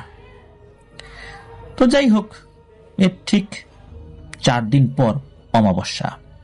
এরই মাঝে ওই তান্ত্রিক জমিদারকে একটি কথা বলেছিল, সেটা হচ্ছে যে ওই গ্রামে সবচাইতে শক্তিশালী যুবক ছেলে কে আছে, তার নাম ঠিকানা সবকিছু খুঁজে বের করে ওই তান্ত্রিককে দিতে, ঠিক কোথায় বাড়ি, কোন ঘরটাতে সে থাকে, এই বিষয়ের পুঙ্খানুপুঙ্খ বিবরণ যেন তাকে লিখে দেওয়া হয় যত দ্রুত সম্ভব। হাতে কিন্তু সময় খুব কম। তো যথারীতি 1-2 দিনের মধ্যে খুঁজতে খুঁজতে একজন যুবককে পেয়েও যায় এবং তার নাম ঠিকানা সবকিছু বিস্তারিত বিবরণ ওই কবিরাজকে বা তান্ত্রিককে দিয়ে দেওয়া হয়। এরপর চলে আসে সেই অমাবস্যার রাত। ওই তান্ত্রিক জমিদারের ছেলের ঘরে এক বিশাল যজ্ঞের আয়োজন করে। তিনি ওই ঘর থেকে সব মানুষকে বেরিয়ে যেতে বলেন, এমনকি জমিদারের স্ত্রীকেও শুধু জমিদারকে থাকতে বলেন। তো জমিদারের জোগাড় করা সব জিনিস নিয়ে তিনি অদ্ভুত মন্ত্র পড়তে পড়তে তার অনুষ্ঠান শুরু করেন। জমিদারও হিন্দু ধর্মের অনেক মন্ত্র জানতো, কিন্তু জমিদার খেয়াল করছে যে ভাষায় যে মন্ত্রটা পড়ছেন এটা মূলত তাদের প্রচলিত কোনো মন্ত্র না, ভাষাটাও তাদের প্রচলিত কোনো ভাষা না, যেই ভাষায় মূলত হিন্দু ধর্মের বিভিন্ন মন্ত্রগুলো থাকে বা বিভিন্ন পুরোহিতরা যে মন্ত্রগুলো পাঠ করে, এটার কোনোটার সাথে সেটা মিলছে না। এখন জমিদার চিন্তা করছে, ও যেটাই পড়ুক না কেন আমার ছেলের সুস্থ হওয়া বলে কথা, কি পড়লো না পড়লো, কোথা থেকে পড়লো না পড়লো, এটা আমার দেখার বিষয় না। তো ওই তান্ত্রিক তো অদ্ভুত রকমের মন্ত্র পড়তে পড়তে যজ্ঞ চালাতে থাকে। এভাবে বেশ কিছুক্ষণ চলার পর রাত যখন অনেক গভীর হয়, তখন তান্ত্রিক হাতে একটা ডাব নেয়। ওখানে ডাব রাখা ছিল, তো ওখানে একটা ধারালো দায়ের মতো জিনিসও ছিল। তো এক কোপে ওই ডাবের এক পাশ কেটে একটা ঢাকনার মতো তৈরি করা হয়। এরপর ওই তান্ত্রিক জমিদারকে চোখ বন্ধ করতে বলে এবং বিড়বিড় করে আবারও অদ্ভুত সব মন্ত্র পড়ে ওই ডাবটাতে ফু দিতে থাকে। হঠাৎ করে ওই ডাবটি শূন্যে ভাসতে শুরু করে এবং ধীরে ধীরে ঘর থেকে বাইরে চলে যায়। তো জমিদার তো চোখ বন্ধ করেছিল, ওই সময় চোখ বন্ধ করতে বলা হয়েছিল তাকে, কিন্তু জমিদার কৌতূহলবশত তার একটি চোখ হালকা করে সামান্য একটু খুলে রেখেছিলেন আর কি, যে কি হয় সেটা দেখার জন্য। তো উনি দেখলেন যে এইভাবে ওই ডাবটা চলে গেল কোন দিকে যেন। তো অনেকক্ষণ হয়ে যায়, তান্ত্রিক মন্ত্র পড়েই যাচ্ছে। হঠাৎ ওই ডাবটি আবার ঠিক আগের মতো ভেসে ভেসে তান্ত্রিকের কাছে এসে থেমে যায়। জমিদার কিন্তু ওই যে মাঝে মাঝে চোখ একটু একটু খুলে দেখছিলেন আর কি। তান্ত্রিক বলেছিল যে চোখ খোলা যাবে না, চোখ বন্ধ করে রাখতে হবে যতক্ষণ না পর্যন্ত তান্ত্রিক খোলার অনুমতি দেন। কিন্তু জমিদার মাঝে মাঝে তাকিয়ে তাকিয়ে এই তান্ত্রিকের কর্মকাণ্ড দেখছিল, কারণ উনি তান্ত্রিকের উপর বেজায় ক্ষিপ্ত ছিলেন। উনি চিন্তা করছেন এই বেটা একটা ভণ্ড, আমাকে বোকা বানিয়ে মোটা অঙ্কের টাকা নেওয়াটাই হয়তোবা এর উদ্দেশ্য, তা না হলে তান্ত্রিকরা এত টাকা কেন চাবে, যাই হোক এরকম চিন্তা করেছিলেন আর কি। তো জমিদার ওই চোখের যে অংশটা হালকা খুলে রেখেছিলেন ওইটুক দিয়ে দেখতে পান যে তান্ত্রিকের হাতে থাকা যে কাটা ঢাকনার মতো অংশটা, এটা কিন্তু তান্ত্রিকের হাতে ছিল, মানে উপরের একটা অংশ কেটে ক্যাপের মতো সৃষ্টি করছে। আমরা অনেক সময় বোতলে যে ক্যাপটা খুলে ফেলতে পারি, যে প্যাচটা, তো প্যাচটা খোলার পর ধরুন যে ওই জিনিসটা আমার হাতে। তো ওই ডাবটা এক কোপে কাটার পর ওই উপরের অংশটা, ক্যাপের মতো অংশটা তান্ত্রিকের হাতে ছিল, আর অন্য অংশটা ভাসতে ভাসতে চলে গিয়েছিল। তান্ত্রিকের হাতে যখন ওই ডাবটা ভেসে ভেসে তার হাতে এসে থেমে গেল, তখন ওই কাটা ঢাকনার মতো ওই অংশটা দিয়ে ওই ডাবের মুখটা বন্ধ করে দিল। জমিদার কিন্তু একটা জিনিস খেয়াল করেছিল, যে যখন ওই ডাবটা ভেসে ভেসে আসলো, ওই ডাবটার মধ্যে থেকে সাদা ধোয়ার মতো হালকা করে কিছু একটা বের হচ্ছে। তো যাই হোক, তখন ঢাকনাটা বন্ধ করে দেওয়া হয়, ঢাকনা দিয়ে ওই ডাবটা, ডাবেরই একটা অংশ আর কি ছিল ওই ঢাকনাটা, তখনও কিন্তু সাদা ধোয়ার মতো হালকা হালকা করে কেনার দিয়ে বের হচ্ছিল। ওই সময় কাটা থাকলে, কোনো জায়গা কাটা থাকলে ওই দিকটা দিয়ে তো অনেক জিনিস বের হয়, ওই রকম আর কি। তখন জমিদার ওই তান্ত্রিককে জিজ্ঞেস করলো, আচ্ছা এইটা কি? তান্ত্রিক তখন বিরক্ত হয়ে বলে, এই প্রশ্ন করিস না, চুপচাপ দেখবি। এরপর আবার তান্ত্রিক চোখ বন্ধ করে এবং বিড়বিড় করে মন্ত্র বলা শুরু করে। ওই সময় কিন্তু জমিদার চোখ খুলে রেখেছিল আর কি। তো জমিদার দেখে হঠাৎ করে ওই ডাবের মুখটা এমনি এমনি খুলে গেল, মানে এমনিতেই খুলে গেছে, কেউ আর সরাই নাই। ভেতর থেকে ঘন একটা সাদা ধোঁয়া ভেসে ভেসে জমিদারের ছেলের নাকের ছিদ্র দিয়ে শরীরে ঢুকে গেল। এরপর তান্ত্রিক একটা দীর্ঘশ্বাস ফেলে বললেন, এ যাত্রায় তোর ছেলে বেঁচে গেল, কাল থেকে ও আগের মতোই স্বাভাবিক হয়ে যাবে। আমি কিন্তু আমার কথা রাখলাম, এবার তুই তোর কথা রাখ। জমিদার তান্ত্রিককে প্রশ্ন করলেন যে আপনি আসলে এটা কি করলেন? তখন তান্ত্রিক সবকিছু বলা শুরু করলো। তখন তান্ত্রিক বলল, তোর ছেলের একটা ভয়ঙ্কর অভিশাপ লেগেছিল, আর এই অভিশাপের কারণে এই ছেলেটা আস্তে আস্তে মারা যাচ্ছিল। কোনো হেকিম ওকে সুস্থ করতে পারছিল না, কিন্তু এটার একটা সমাধান ছিল। তুই কি কখনো নিশির ডাকের কথা শুনেছিস? জমিদার উত্তর দিলেন, হ্যাঁ, রাতের বেলা গভীর রাত হয়ে গেলে কেউ বাইরে থেকে ডাকে কারো নাম ধরে। তখন তান্ত্রিক বলে, ধরে নে এই নিশির ডাকের সাহায্যেই তোর ছেলেকে নতুন জীবন দেওয়া হয়েছে। মনে আছে আমি তোকে গ্রামের সবচাইতে বলশালী বা শক্তিশালী যুবকের নাম ঠিকানা জোগাড় করতে বলেছিলাম? তখন জমিদার বলে, হ্যাঁ, আমি তো সেটা জোগাড় করে এনেও দিয়েছি আপনাকে। তখন তান্ত্রিক বলে যে আমি আমার অর্জিত সবচাইতে শক্তিশালী বিদ্যা, যে বিদ্যাটা আমি সাধারণত প্রয়োগ করি না, এটাই অনেক ঝুঁকি থাকে, নিজের মৃত্যু হওয়ার সম্ভাবনা থাকে, তো নিজের মৃত্যুকে আলিঙ্গন করার সিদ্ধান্ত নিয়েই এই বিদ্যা প্রয়োগ করতে হয়। আমার অধীনে থাকা সবচাইতে শক্তিশালী একটা পিশাচের মাধ্যমে ওই যেই ছেলেটা, ওই ছেলেটা যখন ঘুমায় তখন ওর আত্মাটাকে খপ করে ধরে ফেলতে সক্ষম হয়। এটা কিন্তু সবাই পারে না, এই আত্মা বন্দী করা সব জিন পারে না। জিনদের মধ্যেও অতীব শক্তিশালী মহাশক্তিধর কিছু জিনেরা এই ভয়ঙ্কর জাদুবিদ্যায় পারদর্শী। জিনেরা সাধারণত মানুষকে স্বপ্ন দেখাতে পারে, কিন্তু আত্মা ধরা এটা অত্যন্ত দুরূহ ব্যাপার। মূলত ওই জিনকে দিয়েই আমি একটি কাজ করেছি। প্রথমত, ওই ছেলেটা যখন ঘুমিয়েছিল তখন ওকে বাইরে থেকে ডাক দেয়া হয়েছে। তো ও স্বপ্নের মধ্যেই ও দেখছে ওরই পরিচিত ওকে একজন বাইরে থেকে ডাকছে। তো ওই ডাকে ওর ঘুমও ভেঙে যায়। ঘুম ভেঙে যাওয়ার পর ও সিদ্ধান্ত নেয় ও বাইরে আসবে। ও স্বপ্নের মধ্যে দেখেছে ওর পরিচিত একজন বাইরে থেকে ডাকছে, ও মনে করছে সত্যি সেই ব্যক্তি এসেছে, এবং ওর একজন খুবই পরিচিত বন্ধুর সুরত ধরে স্বপ্নের মধ্যে তাকে ডাকছিল, এবং একই ডাক বাইরে থেকেও হচ্ছিল, যার কারণে ও ঘুম ভেঙে যাওয়ার পর স্বপ্নের মধ্যে যে ডাকটা শুনছিল সেটা বাইরে থেকেও শুনতে পাচ্ছিল। আর ও উঠে যখনই দরজা খুলে দিয়েছে তখনই অজ্ঞান হয়ে পড়ে যায়। মূলত ওই সময় ওর আত্মাটাকে বন্দী করে ফেলা হয় চূড়ান্তভাবে। আর ওই যে ও অজ্ঞান হয়ে পড়ে গেল, ওখানেই ওর মৃত্যু হয়েছে। কেউ জানবে না, বুঝবে না যে কি কারণে এই মৃত্যুটা হলো। তো এইভাবেই নিশির ডাকের মাধ্যমে শক্তিশালী এক জাদুবিদ্যা প্রয়োগ করে ওই ছেলেকে হত্যা করা হয়েছে, এবং ওর প্রাণ শক্তি এই ডাবের মধ্যে নিয়ে আসা হয়েছে, এবং এই ডাব থেকেই আবার ওই প্রাণ শক্তি তোর ছেলের মধ্যে প্রবেশ করানো হয়েছে। এটা খুবই কঠিন এবং শক্তিশালী এক জাদুবিদ্যা, এবং এই জাদুবিদ্যা অল্প সংখ্যক লোকই পারে, কিন্তু পারলেও এই জাদুবিদ্যা কেউ প্রয়োগ করে না। তো যাই হোক, এই সব কথা বলেন, এবং জমিদার এটাও বলেন যে বহু বছর কঠিন থেকে কঠিনতম তন্ত্র সাধনা করার পর এই বিদ্যা সে অর্জন করেছে। আশ্চর্যজনক ভাবে হয় কি, পরের দিন থেকে জমিদারের সেই ছেলেটা একদম সুস্থ হয়ে যায়।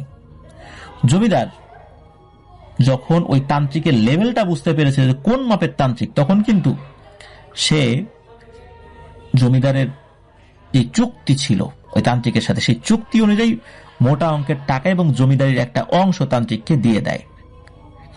এরপরে জমিদার তার এক পেয়াদাকে তলব করে এবং গ্রামের ওই যুবকটির খোঁজ নিয়ে যখন আসতে বলে, তখন ওই পেয়াদা লোকমুখে শুনে যতটুকু খবর সংগ্রহ করে, সেই খবর নিয়ে যখন জমিদারের কাছে এসে জানায় যে গত রাত্রে পরিবারের সাথে সে ঘরেই শুয়েছিল, হঠাৎ নাকি গভীর রাত্রে সে দরজা খোলে, তারপর অজ্ঞান হয়ে যায়। এরপরে আর কেউ কিছু বলতে পারে না। এরপরে দেখা যায় যে সে মারা গেছে, জাস্ট এতটুকুই জানে। ওই ছেলেটার নাম নাকি রতন বা এই টাইপের নাম ছিল বলে জানা যায়। আসলে এটা নিশ্চিত না, নাম শুনতে শুনতে মানুষের পরিবর্তন হয়ে যায়, যেহেতু অনেক আগের ঘটনা। তো আমরা একটু বোঝার জন্য রতন নামটা ইউজ করলাম আর কি, তবে হয়তো বা কাছাকাছি বা অন্য নামও থাকতে পারে। তো এইভাবে ভয়ঙ্কর আত্মাবন্দির জাদুর মাধ্যম দিয়ে ওই ছেলেটার প্রাণ শক্তিকে ওই ডাবের মধ্যে ট্রান্সফার করা হয় এবং ওই জিনিসটাই আবার জমিদারের ছেলের মধ্যে ঢুকে যায়। তো যাই হোক, এই ছিল এই অংশের ঘটনা। আর পরের দিন সকালবেলা দেখা যাচ্ছে যে ওই ছেলেটা তো মৃত, রাত্রেবেলাই আসলে মৃত, অজ্ঞান হয়ে গিয়েছিল, সকালবেলা মৃত। তবে হ্যাঁ, একটা ব্যাপার, সেটা হচ্ছে এইখানে একটা ঝুঁকি ছিল, যেটা তান্ত্রিক জানিয়েছিল, যে ওই ছেলেটাকে যতক্ষণ না পর্যন্ত দাহ না করা হবে, মানে দাহ করা বা তাকে যদি মাটিতে পুঁতে ফেলা হয়, ওই লাশের যেই শরীর বিভিন্ন অংশ পচন না ধরা পর্যন্ত যে কোনো সময় অন্য কোনো তান্ত্রিক ওই প্রাণ শক্তিকে আগের দেহে ফেরত নিতে সক্ষম হতে পারে। এই জন্য জমিদারকে আরো একটা পরামর্শ দিয়েছিল যে ওই ছেলেটা মারা যাওয়ার পর, ওই যখন বলেছিল যে ওই ছেলেটা মারা গেছে, জমিদারকে ওই তান্ত্রিক বলেই দিয়েছিল এবং বলেছিল যে দ্রুত যেন তাকে দাহ করে ফেলা হয়, এটা যেন নিশ্চিত করে। কারণ দাহ করে ফেলার পর এই বিষয়টা চূড়ান্তভাবে, মানে প্রাণ শক্তিটা চূড়ান্তভাবে তার ছেলের মধ্যেই থেকে যাবে। তো সেটাই করা হয়েছিল, জমিদার এই কাজটা করতে সক্ষম হয়েছিলেন বিভিন্ন কৌশলে আর কি, যেন দ্রুত এটা দাহ করে ফেলা হয়। তো যাই হোক, জমিদার যখন নিশ্চিত হলেন যে হ্যাঁ সবকিছু ঠিকঠাক মতো হয়েছে, তার ছেলেও সুস্থ হয়ে যাচ্ছে, যেহেতু সুস্থ হয়ে গেছে পরের দিন সকাল থেকেই, আর ওই ছেলেটারও দাহ সম্পন্ন হয়েছে, আবার অন্য পেয়াদার এসে খবর দেয় হ্যাঁ তার দাহ করা শেষ, একদম চিতায় পুরো ছারখার হয়ে গেছে, তখন নিশ্চিত হলেন যাক আমার ছেলে আর কোনো সমস্যা নেই। আর জমিদার সেই তান্ত্রিককেও চুক্তি অনুযায়ী সবকিছু দিয়ে পাঠিয়েছে, এমন না যে তান্ত্রিক খুশি হয় নাই, তার ফলে সে আবার অন্য কিছু করতে পারে, সবকিছু ঠিকঠাক মতো সম্পন্ন হয়। কিন্তু একটা কথা, একটা প্রবাদ আছে না, পাপ ছাড়ে না বাপকে, ঠিক এইরকমই কিছুদিন পরেই ওই ছেলেটা যেটা হয়, তার বাবার কাছ থেকে জমিদারি জোর করেই বুঝে নেয়, আর এরপরে ওই জমিদারের শরীর খারাপ হতে থাকে। এমন ভয়ঙ্কর পরিণতি নাকি হয়েছিল যে মৃত্যুটাও তার কাছে আসতে চাইতো না সহজে।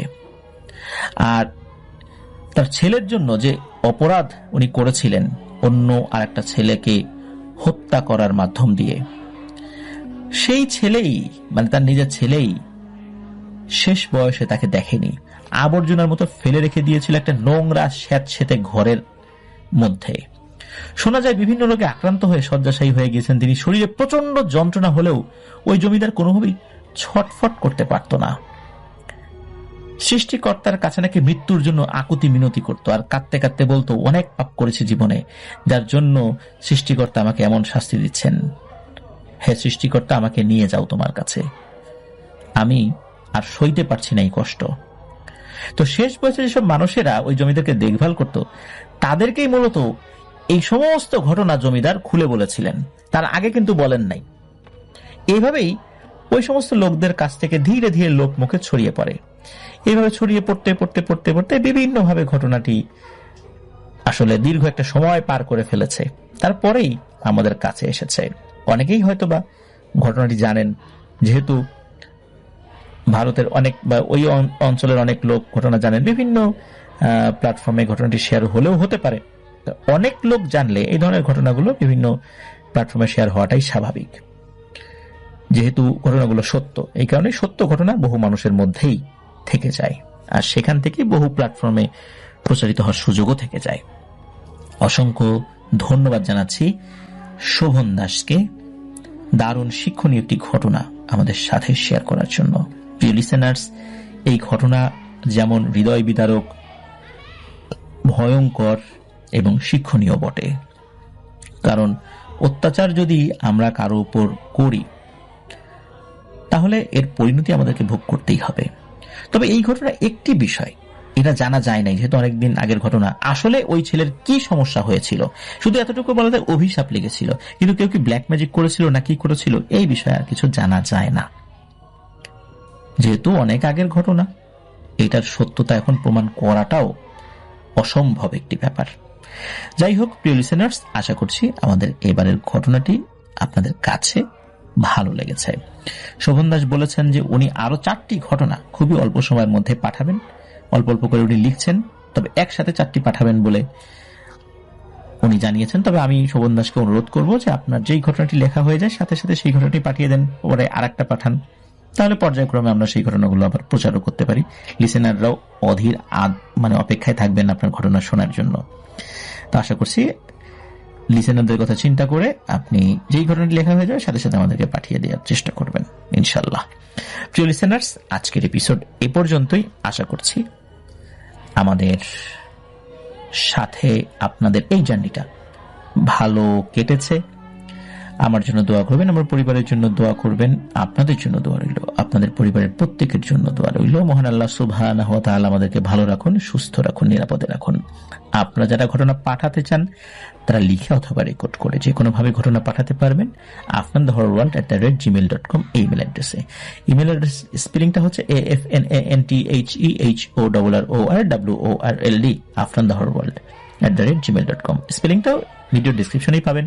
আমাদের ফেসবুক পেজ এবং গ্রুপ রয়েছে আফনান দ্য হরর ওয়ার্ল্ড নামে, এই দুটো লিঙ্কও এই ভিডিও ডিসক্রিপশনে দেওয়া রয়েছে।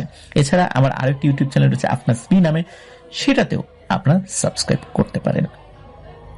প্রিয় লিসেনার্স, বিদায় নিচ্ছি। আসসালামু আলাইকুম। প্রিয় লিসেনার্স, আসসালামু আলাইকুম। আমরা চলে যাচ্ছি আমাদের পরবর্তী অতিথি সামির ভাইয়ের কাছে তার ঘটনার জন্য।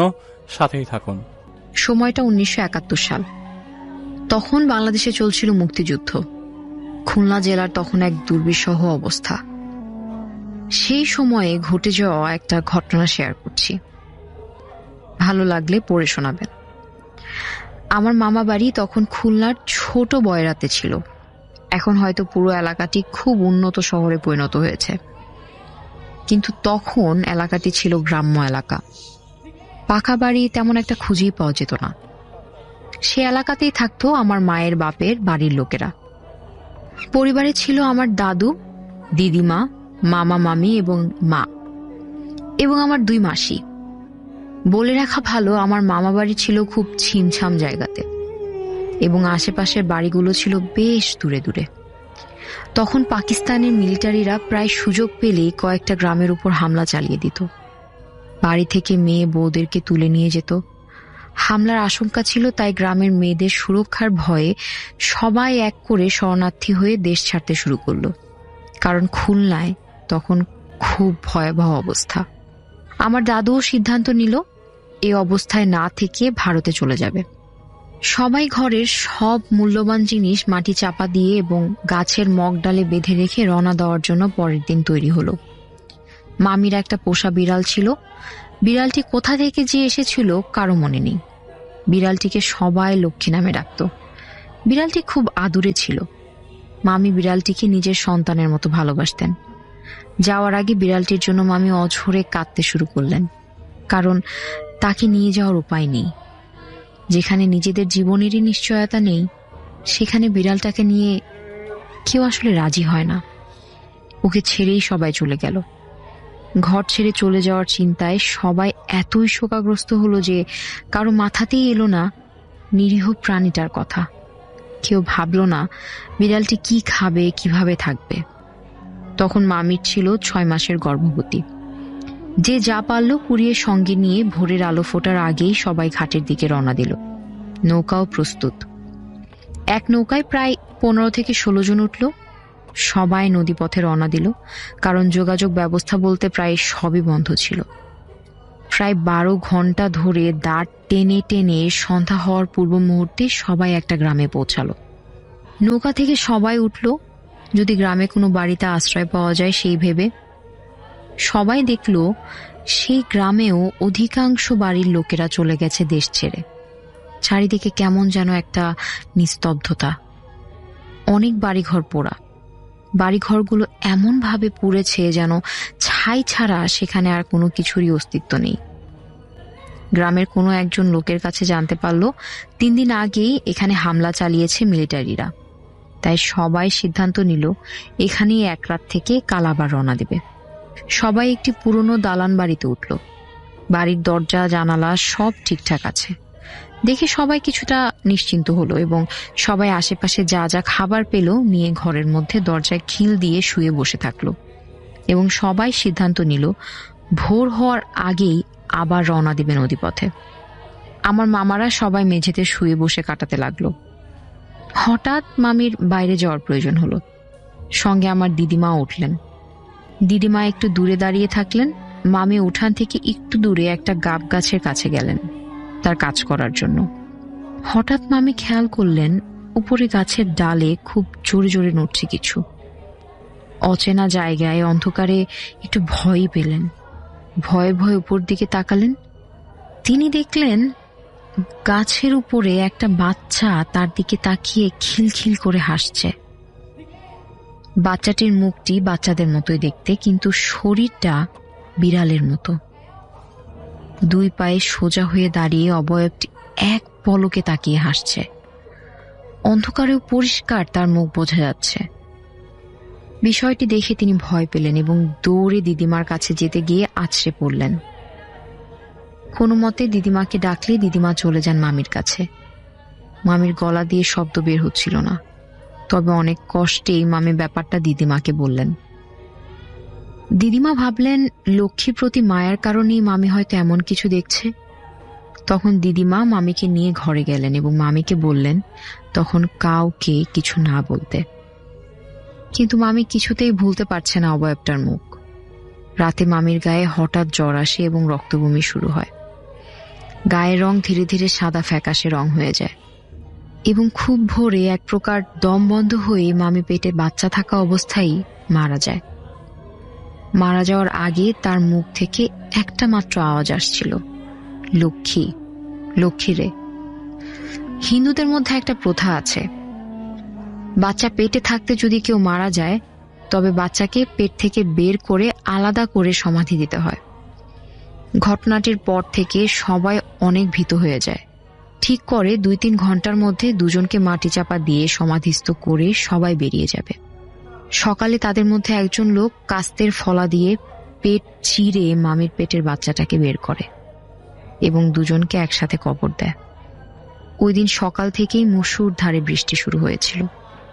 অনেকেই তখন রওনা দিতে চাইলেও কেউ কেউ ওই দিনটা সে গ্রামেই থেকে যেতে চেয়েছিল এবং ঠিক করে তারা নদীপথে যেতে না পারলেও পায়ে হেঁটে সাতক্ষীরা পৌঁছাবে এবং সেখানে থেকে অন্য উপায়ে ভারতে চলে যাবে। এক পর্যায়ে সবাই ঠিক করে সেখানে আরো একটা রাত থেকে যাবে, কিন্তু সেই বাড়িতে কেউ থাকতে চাইল না। সবাই অন্য বাড়িতে আশ্রয় নিল। অপ্রত্যাশিত ঘটনাটা ঘটে যাবে এটা আসলে কেউ ভাবছিল না। দিন পেরিয়ে সন্ধ্যা হলো। সবাই আলাদা আলাদা ঘরে গিয়ে উঠল। মামা, মাসিরা এবং আমার মা সবাই বসে আছে একটা ঘরে। ঘরটি অন্যদের তুলনায় বেশ দূরে। আলো বলতে ল্যাম্পের আলো ছিল। হঠাৎ দুম করে কে যেন দরজায় টোকা দিল। অচেনা জায়গায় এভাবে টোকার শব্দ পেলে চমকে যাওয়াটা খুব স্বাভাবিক। তারা ভাবল দলের কেউ বোধ হয়। দরজার ভেতর থেকে দাদু জিজ্ঞেস করল, কে? কোনো আওয়াজ এলো না। সবাই তখনও শান্ত হয়ে বসে আছে এবং কেউ উত্তর দিল না দেখে কেউ দরজাটাও খুলল না। কিছুক্ষণ পর সবার মনে হলো বারান্দা দিয়ে কিছু একটা এদিক ওদিক হাঁটছে এবং কেমন একটা গোঙানোর আওয়াজ করছে। দরজার বেড়ায় ঘর থেকে দাদু একটা ছিদ্র করল এবং অন্ধকারে দাদু দেখল একটা সাদা অবয়ব, তার কোলে একটা বাচ্চা এবং একটি বিড়ালের আকৃতির অবয়ব সে অবয়বটির পেছন পেছন হেঁটে বেড়াচ্ছে। অন্ধকারে মুখটা বোঝা গেল না। অন্ধকারে মুখটা বোঝা না গেলেও সবাই ধরে নিল মামির আত্মার শান্তি হয়নি। কিন্তু বিড়ালটা কেন তার সাথে কেউ এটা বুঝতে পারল না। তখন মা, মাসিরা দিদিমার কোলে শুয়ে থরথর করে কাঁপছে এবং সবাই এক প্রকার হতভম্ব হয়ে গেল। সবাই ঘর থেকে অবিকল বাড়ির বিড়ালটির ডাকের আওয়াজ শুনছে। বিড়ালটিকে তো রেখে এসেছিল, এখানে এলো কিভাবে? দাদু তন্ত্রবিদ্যা জানতো অল্প অল্প, তখনই মন্ত্রপাঠ করে ঘর বন্ধ করে দিল। কিছুক্ষণ পর আবার দরজায় টোকা, এবার আরো জোরে। ভেতরের কেউ এবার উত্তর দিল না। তখন বাইরে থেকে কে যেন পুরুষ কণ্ঠে বলে উঠল, জ্যাঠামশাই, আমি সুবল, দরজা খোলেন। সুবল ছিল ওই দলেরই এক লোক। কারো সাহস হলো না। দাদু তখন বেড়ার ছিদ্রপথ দিয়ে আবার দেখলেন, এবং দেখলেন অবয়বটি বাচ্চাটিকে ধরে একবার শূন্যে ভাসিয়ে দিচ্ছে, আবার ধরছে। বাচ্চাটি কাঁদছে, কিন্তু অবয়বটি হাসছে। ঘর থেকে দিদিমা বললেন, বৌমা। কিছুক্ষণ পর দরজার বাইরে থেকে আমার মামির গলাতেই কেউ বলে উঠল, আমাকে এখানে পুঁতে রেখেই চলে যাবে? আমি কি যাব না? আমার লক্ষ্মীটারেও মেরে ফেললে তোমরা। ততক্ষণে কারোই আর বুঝতে বাকি থাকলো না এটা মামির অবয়ব ছিল, এবং তাকে পুঁতে রাখা নিয়ে মামির আপত্তি ছিল। কেউ আর কোনো উত্তর দিল না। সবাই রাতটা ভগবানের নাম জপ করে কাটিয়ে দিল, এবং সকালে উঠে মামির লাশ এবং বাচ্চাটির লাশ কবর থেকে তুলে কোনো মতে দাহ করে সেই দিনই সবাই রওনা দিল। তারপরও অনেকবার মামিকে সবাই স্বপ্ন দেখত, এবং মামি সবাইকে জানাতো তার আত্মার শান্তি হয়নি। পরে সবাই ছোটখাটো করে ভারতে গিয়ে পূজা পাঠ করে শ্রাদ্ধ শান্তির ব্যবস্থা করেন। যুদ্ধ শেষে সবাই আবার দেশে ফিরে আসে। আমার মামা পুনরায় আবার বিয়ে করেছিলেন, এবং এরপর থেকে তেমন কোনো সমস্যা আর আসলে দেখা যায়নি। আসসালামু আলাইকুম রাসেল ভাইয়া। আমি যত ঘটনা আপনারা ইতিমধ্যে ভৌতিক আর্টিস্টের মুখ থেকে শুনেছেন, হয়তোবা তারা ভয়েস স্টার হতে পারে, তাদের ভয়েস অনেকেই জনপ্রিয়, মানে অনেকেই ভালো লাগতে পারে, কিন্তু আমি আমার কণ্ঠ দিয়ে এখন যে ঘটনাটি বলবো, এই ঘটনাটি আপনাদের ভালো লাগতে হবে বাধ্য। কেননা আমি যেহেতু আপনাদের কাছে নতুন, আমার কণ্ঠ হয়তো আপনাদের পছন্দ হবে না, কিন্তু আমি যে ঘটনাটি শোনাবো ঘটনাটা পছন্দ হবে। তাই ঘটনার স্বার্থে সম্পূর্ণ ঘটনাটি শুনুন। এই ঘটনাটি আমাদেরকে দিয়েছে নীলম ভাই। তিনি একজন কুফরি কালামের উত্তরাধিকার। যাই হোক, বংশ পরম্পরায় বয়ে চলা রক্ত ঋণ কখনো ফুরায় না, বরং প্রতি প্রজন্মে তা আরও বেশি গাঢ় হয়। বন্ধ দরজার ওপাশে অপেক্ষারত সেই প্রাচীন তৃষ্ণা মেটাতে এবার ডাক পড়েছে ঘরের ছোট ছেলে। নিস্তব্ধ মাঝরাতে যখন হাড় কাঁপানো মন্ত্রধ্বনি ভেসে আসে, যখন এরকম মন্ত্রধ্বনি ভেসে আসে, তখন বোঝা যায় এটা কোনো মুক্তি নয়, বিসর্জনই এই বংশের আমোঘ নিয়তি। আকাশে তখন মরা চাঁদের আলো। গ্রামের শেষ মাথায় মুখুজ্জে বাড়ির ওই বিশাল অট্টালিকাটা যেন কোনো এক আদিম দানবের মতো অন্ধকারের বুক চিরিয়ে দাঁড়িয়ে আছে। বাড়ির দেয়ালে লোনাধরা এবং নোনাধরা ইটের ফাঁক দিয়ে চুয়ে পড়ছে শ্যাওলা আর এক অদ্ভুত পচা গন্ধ। এই বাড়িতে বাতাসের শব্দেও যেন অন্যরকম ফিসফিসানের মতো শোনায়। আদনান বারান্দার রেলিং ধরে দাঁড়িয়ে বাইরের অন্ধকারের, যেখানে বেশি ঘুটঘুটে অন্ধকার ছিল, সেই অন্ধকারের দিকে তাকিয়েছিল। তার হাত দুটো কাঁপছে থরথর করে মুরব্বী মানুষের মতো। আজ 3 দিন হলো সে ঢাকা থেকে এই পৈতৃক ভিটায় এসেছে, কিন্তু এক মুহূর্তের জন্যও তার চোখের পাতা তিনি এক করতে পারেনি। বাড়ির পরিবেশটা কেন যেন দিন দিন আরো বেশি ভারী হয়ে উঠছে। বাড়ির বয়োজ্যেষ্ঠ বলতে এখন শুধু বড় চাচা আর তার দাদি। বাবা মারা গেছেন আজ 7 বছর হলো। আর বড় ভাইয়ের কথা মনে পড়তেই আদনানের বুকের ভিতরটা মোচড় দিয়ে উঠল। তিনি 3 বছর আগে ঠিক এই দিনে বড় ভাই আরিয়ান নিখোঁজ হয়ে গিয়েছিল। পুলিশ বলেছিল অপহরণ, কিন্তু আদনান সেটা জানতো যে কি ঘটনা হয়েছে। এই ঘটনাটা অত সহজ নয়। এই বাড়ির দেয়ালে, এই বাড়ির প্রতিটা দেয়ালে দেয়ালে যে রহস্য জমাট বেঁধে আছে তা কোনো আইনের মারপ্যাঁচে ব্যাখ্যা করা সম্ভব নয়। নিচে বৈঠকখানা থেকে ধূপের কড়া গন্ধ ভেসে আসছে। সাধারণ ধূপ নয়, এর সাথে মিশে আছে পোড়া হাড় আর পচা মাংসের এক উৎকট তিতকুটে স্বাদ। আদনান ধীরে ধীরে তার ধীর পায়ে সুরসুর করে, যাকে বলে, সিঁড়ি দিয়ে নিচে নামতে শুরু করলো। কাঠের প্রতিটি ধাপ মরমর করে আর্তনাদ করে উঠছিল। নিচে নামতেই সে দেখলো বড় চাচা মেঝের উপরে বসে কি যেন আঁকিবুকি করছেন। চারিদিকে কালো মোমবাতি জ্বলছে, যার শিখাগুলো স্থির হয়ে আছে, যেন কোনো বাতাসও সেখানে ঢুকতে ভয় পাচ্ছে। বসে পড়ো আদনান, সময় হয়ে এসেছে। হঠাৎ করে বড় চাচার কণ্ঠস্বর থেকে যেন মাটি নিচ থেকে উঠে আসা কোনো গম্ভীর গর্জন। তার চোখ দুটো রক্তবর্ণ এবং চোখের নিচে কালি গর্ত হয়ে গেছে। আদনান শুকনো গলায় কোনো মতে বলল, চাচা, কি হচ্ছে এসব? আপনারা কেন আমাকে এখানে ডেকেছেন? বড় ভাইয়ের সাথে যা হয়েছে তা কি যথেষ্ট ছিল না? চাচা এবার মাথা তুললেন না। তার হাতের আঙ্গুলের মেঝের উপর রক্ত দিয়ে আঁকা এক অদ্ভুত চিহ্নর উপর স্থির করলেন। তিনি নিচু স্বরে বললেন, তোর ভাই হারিয়ে যায়নি রে পাগল, সে এই পরিবারের ভিত্তি মজবুত করে গেছে। আমাদের পূর্বপুরুষরা যখন এই কুফরি কালামের চর্চা শুরু করেছিলেন তখন তারা এক শর্তে আবদ্ধ হয়েছিলেন। এই অগাধ সম্পদ, প্রভাব, প্রতিপত্তি আর ক্ষমতার বিনিময়ে প্রতি প্রজন্মে বংশের বড় ছেলেটাকে উৎসর্গ করতে হবে। আরিয়ান সেই ঋণ শোধ করছে। আদনানের শরীরের রক্ত হিম হয়ে গেল। সে তো জানতো বড় ভাই নিখোঁজ, কিন্তু তাকে বলি দেওয়া হয়েছে নিজের বাবা আর চাচার হাতে। সে এক পা পিছিয়ে গেল।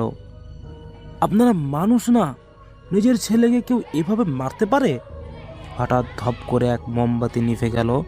ঘরের অন্ধকারটা যেন আরো গাঢ় হয়ে উঠল। ঠিক সেই মুহূর্তে দাদিমা ঘরের কোণ থেকে বেরিয়ে এলেন। তার শরীরটা কুঁজো হয়ে গেছে, সাদা চুলে ঢাকা, মুখটা বালি খড়ে ভরা, বলিরেখায় ভরা। তিনি খিলখিল করে হেসে উঠলেন। সেই হাসিটা কোনো মানুষের হতে পারে না। ছোট খোকা, রক্ত দিলে তবেই তো শক্তি পাওয়া যায়। তোর ভাই তো বড় ছিল, সে চলে গেছে, কিন্তু আমাদের এই সাধনা তো মাঝপথে থেমে থাকতে পারে না। শক্তির বড় ক্ষুধা, সেই ক্ষুধা মেটাতে এবার তোর রক্ত লাগবে। নিয়ম অনুযায়ী বড় ছেলে রক্ত লাগে, কিন্তু তোর ভাই তো উত্তরাধিকারী হিসেবে কাউকে রেখে যায়নি, তাই সে অভিশাপ এখন তোর ঘাড়ে। আদনান চিৎকার করে উঠল এবং চিৎকার করে বলছে, আমি মানি না এসব। আমি এই অভিশপ্ত প্রথা ভেঙে দিব। আমি এখান থেকে চলে যাব। সে দ্রুত দরজার দিকে দৌড়াতে লাগলো, কিন্তু দরজাটা কোনো এক অদৃশ্য শক্তিতে লক হয়ে গেছে। সে আপ্রাণ চেষ্টা করলো টেনে খোলার জন্য, কিন্তু মনে হলো কেউ যেন উপাস থেকে 1000 টনের পাথর দিয়ে দরজাটা চেপে ধরে আছে। ঠিক তখনই পিছন থেকে একটা শীতল স্পর্শ সে অনুভব করলো তার ঘাড়ে। বাতাসের তাপমাত্রা এক ধাক্কায় যেন হিমাঙ্কের নিচে নেমে গেল। আদনান পিছনে তাকাতেই দেখলো মেঝের সেই রক্তের আঁকিবুকি থেকে ধোয়ার মতো কালো কিছু একটা অবয়ব তৈরি হচ্ছে। সেই অবয়বের কোনো মুখ নেই, শুধু দুটো চোখ লাল এবং জল করছে। আদনান স্পষ্ট শুনতে পেল তার বড় ভাই আরিয়ানের কণ্ঠস্বর, কিন্তু সেই কণ্ঠে কোনো মমতা নেই, আছে সীমাহীন যন্ত্রণা আর ক্রোধ। আদনান, পালা, ওরা তোকে ছাড়বে না, পালা। তুই কিন্তু পালাতে পারবি না, এই রক্ত আমাদের ভিতরে বইছে। চাচা তখন উচ্চ স্বরে কোনো এক আদিম ভাষায় মন্ত্র পড়া শুরু করলেন। ঘরের দেওয়ালগুলো যেন কাঁপতে শুরু করলো। আলমারির উপর রাখা কাচের বাসনগুলো ঝনঝন করে ভেঙে চুরমার হয়ে গেল। আদনান দেখলো দাদিমা একটা ধারালো তরোয়াল নিয়ে আসছেন। তরোয়ালের গায়ে জমাট বাঁধা পুরনো রক্তের দাগ। চাচা থামুন, আপনারা যা করছেন তার ফল ভালো হবে না। এই অশুভ শক্তি আপনাদেরও একদিন গিলে খাবে চাচা। আদনান অনেক আর্তনাদ করে বলল, এবং বোকা ছেলে, আমরা তো অনেক আগেই মরে গেছি, এই আত্মাগুলোই তো আমাদের বাঁচিয়ে রেখেছে। তোর বিসর্জন সম্পূর্ণ হলেই আমাদের বংশের ক্ষমতা আরো 100 বছর টিকে থাকবে। ভয় পাস না, অল্প ব্যথা লাগবে। চাচার গলায় কোনো আবেগ নেই, যেন তিনি বাজারের কোনো সাধারণ কাজ নিয়ে কথা বলছেন। হঠাৎ ঘরের জানালাগুলো সব একসাথে ভেঙে চুরমার হয়ে গেল। বাইরে থেকে এক ঝাঁক কাল পুরুষের মতো ছায়া ঘরের ভিতর ঢুকে পড়তে শুরু করলো। আদনান মেঝেতে পড়ে গিয়ে দেখলো তার হাতের কবজি থেকে হঠাৎ করেই রক্ত চুইয়ে পড়তে শুরু করেছে, অথচ সেখানে কোনো ক্ষত নেই। যেন তার শরীর নিজেই সে অশুভ আহ্বানে সাড়া দিচ্ছে। আদনান বুঝতে পারলেন সে শুধু একা মানুষ নয়, সে একটা চলমান যজ্ঞের উপকরণ। সে প্রাণপণে উঠে দাঁড়ালেন এবং পকেট থেকে একটা ছোট দেশলাইট বের করলেন, এবং সে জানতো এই ঘরটা পুরোটা ধূপ আর তেলের গন্ধে ভরা। এই শয়তানি শক্তির উৎস যদি এই অট্টালিকা হয়, তবে এই অট্টালিকাই পুরো ছাই করে দেওয়াই হবে একমাত্র পথ। সে ডিএসএলআর কাঠি জ্বালানোর চেষ্টা করতেই দাদিমা তার উপর ঝাঁপিয়ে পড়লেন। তার হাতের নখগুলো যেন জানোয়ারের নখের মতো। আদনান কাঁধ চিড়ে গেল একবারে। যন্ত্রণায় আদনান চিৎকার করে উঠল, কিন্তু সে দমে গেল না। কাঠিটা জল জল করে উঠল। আগুনের শিখাটা ওই কালো অবয়বের পিছপা হলো। শয়তানরা আগুনকে ভয় পায় না, কিন্তু তারা পবিত্র আগুনের তেজ সহ্য করতে পারে না। আদনান সেই জ্বলন্ত কাঠিটা ছুঁড়ে মারলেন মেঝের সেই রক্তের নকশার ওপর, যেখানে প্রচুর পরিমাণে দহ্য তেলের ছিটিয়ে রাখা হয়েছিল। মুহূর্তের মধ্যেই দাউ দাউ করে আগুন জ্বলে উঠল। চাচার মন্ত্র পড়া থেমে গেল। তিনি বিভৎস এক চিৎকার দিয়ে মেঝের ওপর লুটিয়ে পড়লেন। আগুনের লীলাহীন শিখার দেয়ালে পুরনো পর্দা আর কাঠের আসবাবপত্রে ছড়িয়ে পড়তে লাগলো। দাদিমা আর চাচা আগুনের মাঝখানে দাঁড়িয়ে একে অপরের দিকে তাকাচ্ছিলেন। তাদের চোখে কোনো ভয় ছিল না, বরং ছিল এক গভীর বিষণ্ণতা। যেন তারা জানতেন এই পরিণতি অনিবার্য।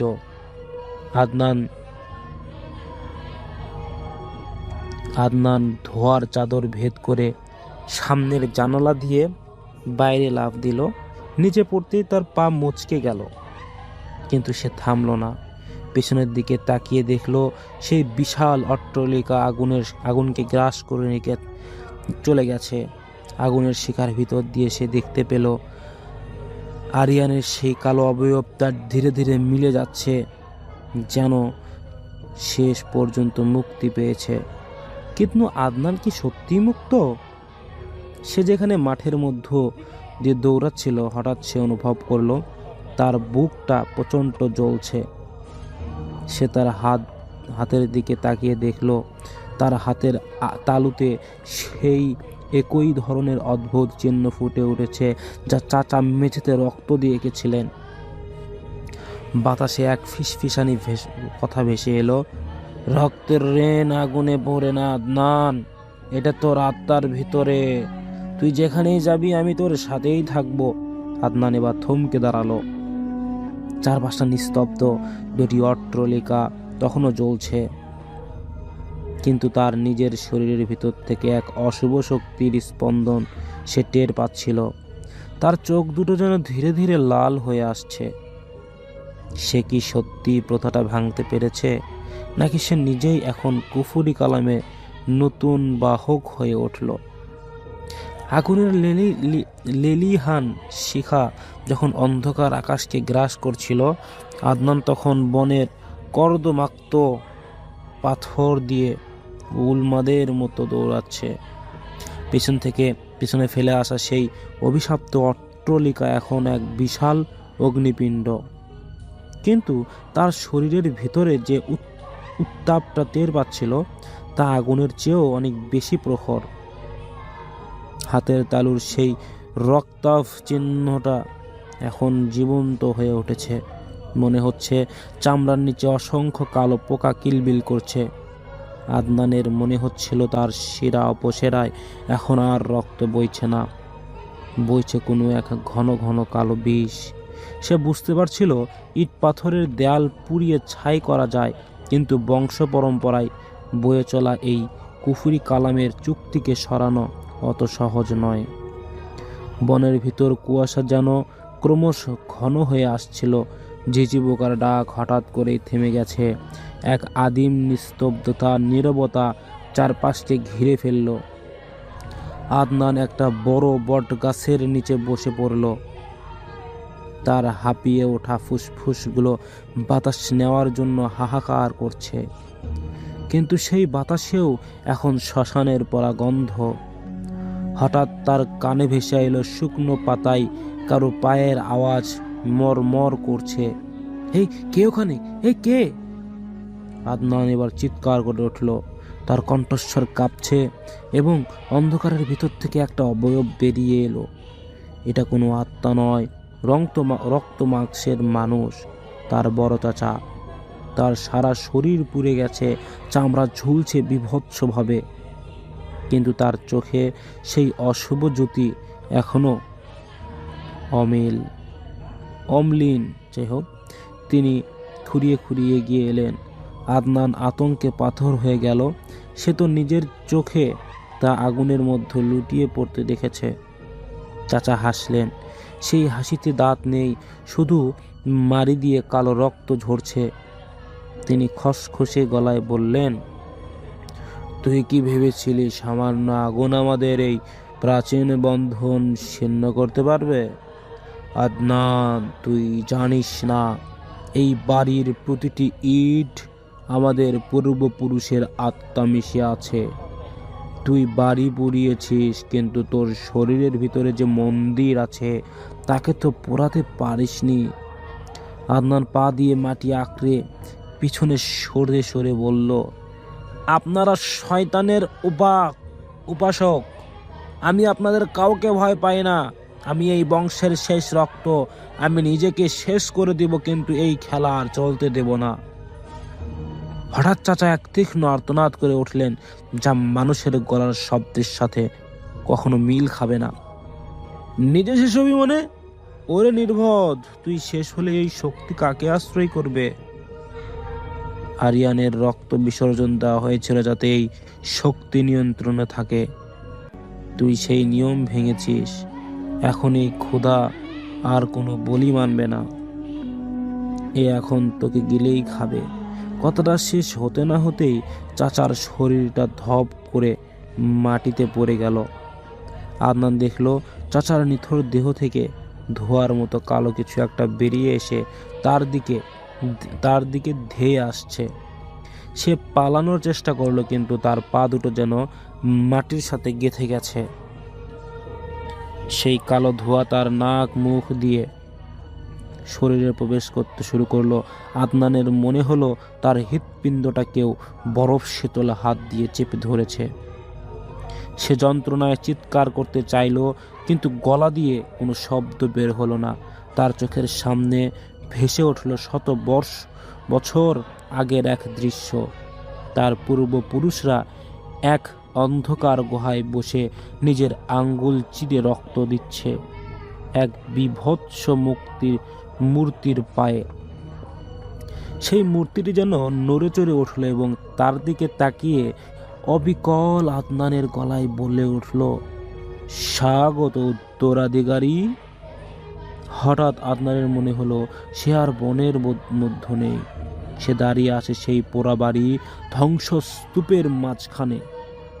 চারিদিকে আগুন ছাই ছাই করে উঠছে। কিন্তু অদ্ভুতভাবে সেখানে কোনো উত্তাপ নেই। তার পায়ের নিচে মাটি নয়, বরং মানুষের হাড়ের উপর সে দাঁড়িয়ে আছে। সে দেখতে পেল তার মা, বাবা, আরিয়ান সবাই সারিবদ্ধভাবে দাঁড়িয়ে আছে। তাদের সবার চোখে কোনো মনি নেই, শুধু ধূসর শূন্যতা। আরিয়ান এগিয়ে এসে আদনানের কাঁধ ধরে রাখল। সেই হাতের স্পর্শে আদনানের শরীর অবশ হয়ে গেল এবং আরিয়ান ফিসফিস করে বলল, তুই আমাদের মুক্তি দিতে চেয়েছিলে না আদনান? কিন্তু এই রক্ত যে অভিশপ্ত। তুই এখন আমার ছোট ভাই নোস, তুই এখন আমাদের সবার মালিক। এই নে তোর তরোয়াল। আদনান নিজের হাতের দিকে তাকিয়ে দেখল সে কখনো এক বিশাল বাড়ি খড়গ হাতে নিয়েছে। সে নিজেও জানে না তার মনের ভিতর এক তীব্র তৃষ্ণা জেগে উঠেছে, এমন এক তৃষ্ণা যা জল দিয়ে মেটানো যায় না। তার দৃষ্টি এখন গ্রামের সেই ছোট ছোট ঘরগুলোর দিকে গেল, যেখানে মানুষ নিশ্চিন্তে ঘুমাচ্ছে। তার ভিতরে এক ডার্ক সাইকোলজিক্যাল প্রবৃত্তি কাজ করতে শুরু করলো। সে যেন আর আদনান নেই, সে এক আদিম শিকারী। সে হাসল। সেই হাসিটা তার নিজের নয়, সেটা যেন সহস্র বছর ধরে জমে থাকা কোনো এক অভিশপ্ত অস্তিত্বের। তার হাতের সেই চিহ্নটা এখন উজ্জ্বল সোনালি রং ধারণ করেছে। আদনান অনুভব করল তার কানের কাছে হাজার হাজার কণ্ঠস্বর একসাথে মন্ত্র পড়ছে। তারা বলছে, রক্তের বদলে রক্ত, শক্তির বদলে আত্মা। আদনানের ভিতর যে আদনান ছিল সে ধীরে ধীরে কুঁকড়ে মরে যাচ্ছে। তার জায়গায় জন্ম নিচ্ছে এক নতুন দানব। সে বুঝতে পারল এই প্রথা ভাঙেনি, বরং সে নিজেই সেই অশুভ কালামের পূর্ণাঙ্গ রূপ হয়ে দাঁড়িয়েছে। সে নিজের হাতে খড়গ দিয়ে নিজের বাহুতে একটা আঁচড় কাটল। রক্ত পড়ল না, পড়ল কালো তেলের মতো এক পদার্থ। সে সেই পদার্থ জিভে ছোঁয়ালো। এক অসীম ক্ষমতার শরীর রন্ধ্রে রন্ধ্রে ছড়িয়ে পড়ল। হঠাৎ অন্ধকারের ওপাশ থেকে একটা বাচ্চার কান্নার আওয়াজ ভেসে এলো।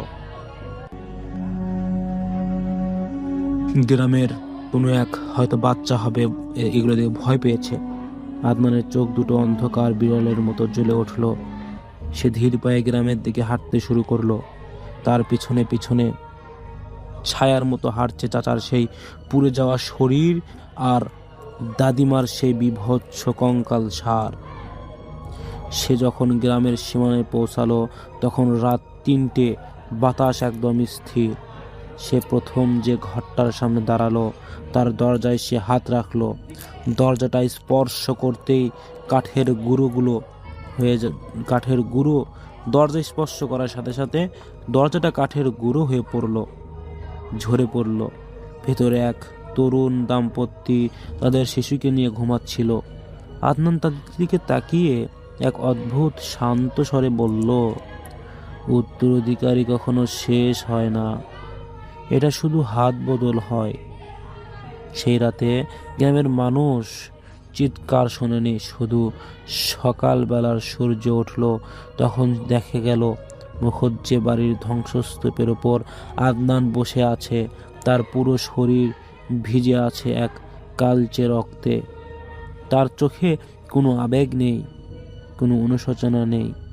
সে তাকিয়ে আছে উদীয়মান সূর্যের দিকে, কিন্তু তার চোখে সেই সূর্যের আলো প্রতিফলিত হচ্ছে না। তার চোখ দুটো এখনো দুটো অন্ধকার গর্ত, যা পুরো পৃথিবীকে গিলে ফেলার জন্য হা করে আছে। সে বুঝতে পেরেছে সে মুক্তি চায়নি। তার অবচেতনা মন সবসময় এই ক্ষমতার জন্য লালায়িত ছিল। বাড়ির সেই ছোট ছেলেটা যে প্রথা ভাঙতে চেয়েছিল সে মারা গেছে সেই আগুনে।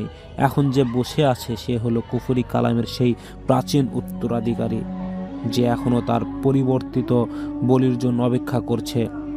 বাতাসে তখনও ভেসে আসছিল সেই ফিসফিসানির রক্ত ঋণ শোধ হয়েছে আদনান। এবার শুরু হবে নতুন অধ্যায়। আদনান তার হাতের খড়গটি দিয়ে মাটিতে এক নতুন নকশা আঁকতে শুরু করলো। এবার সেই নকশা আর রক্ত দিয়ে নয়, বরং মানুষের হাড়ের চূর্ণ বিচূর্ণ অবশিষ্ট অংশ দিয়ে। অন্ধকারের এই উৎসবগুলো সবে শুরু। এই ছিল আমার ঘটনা। ওকে, ধন্যবাদ আপনাকে ঘটনা দেওয়ার জন্য।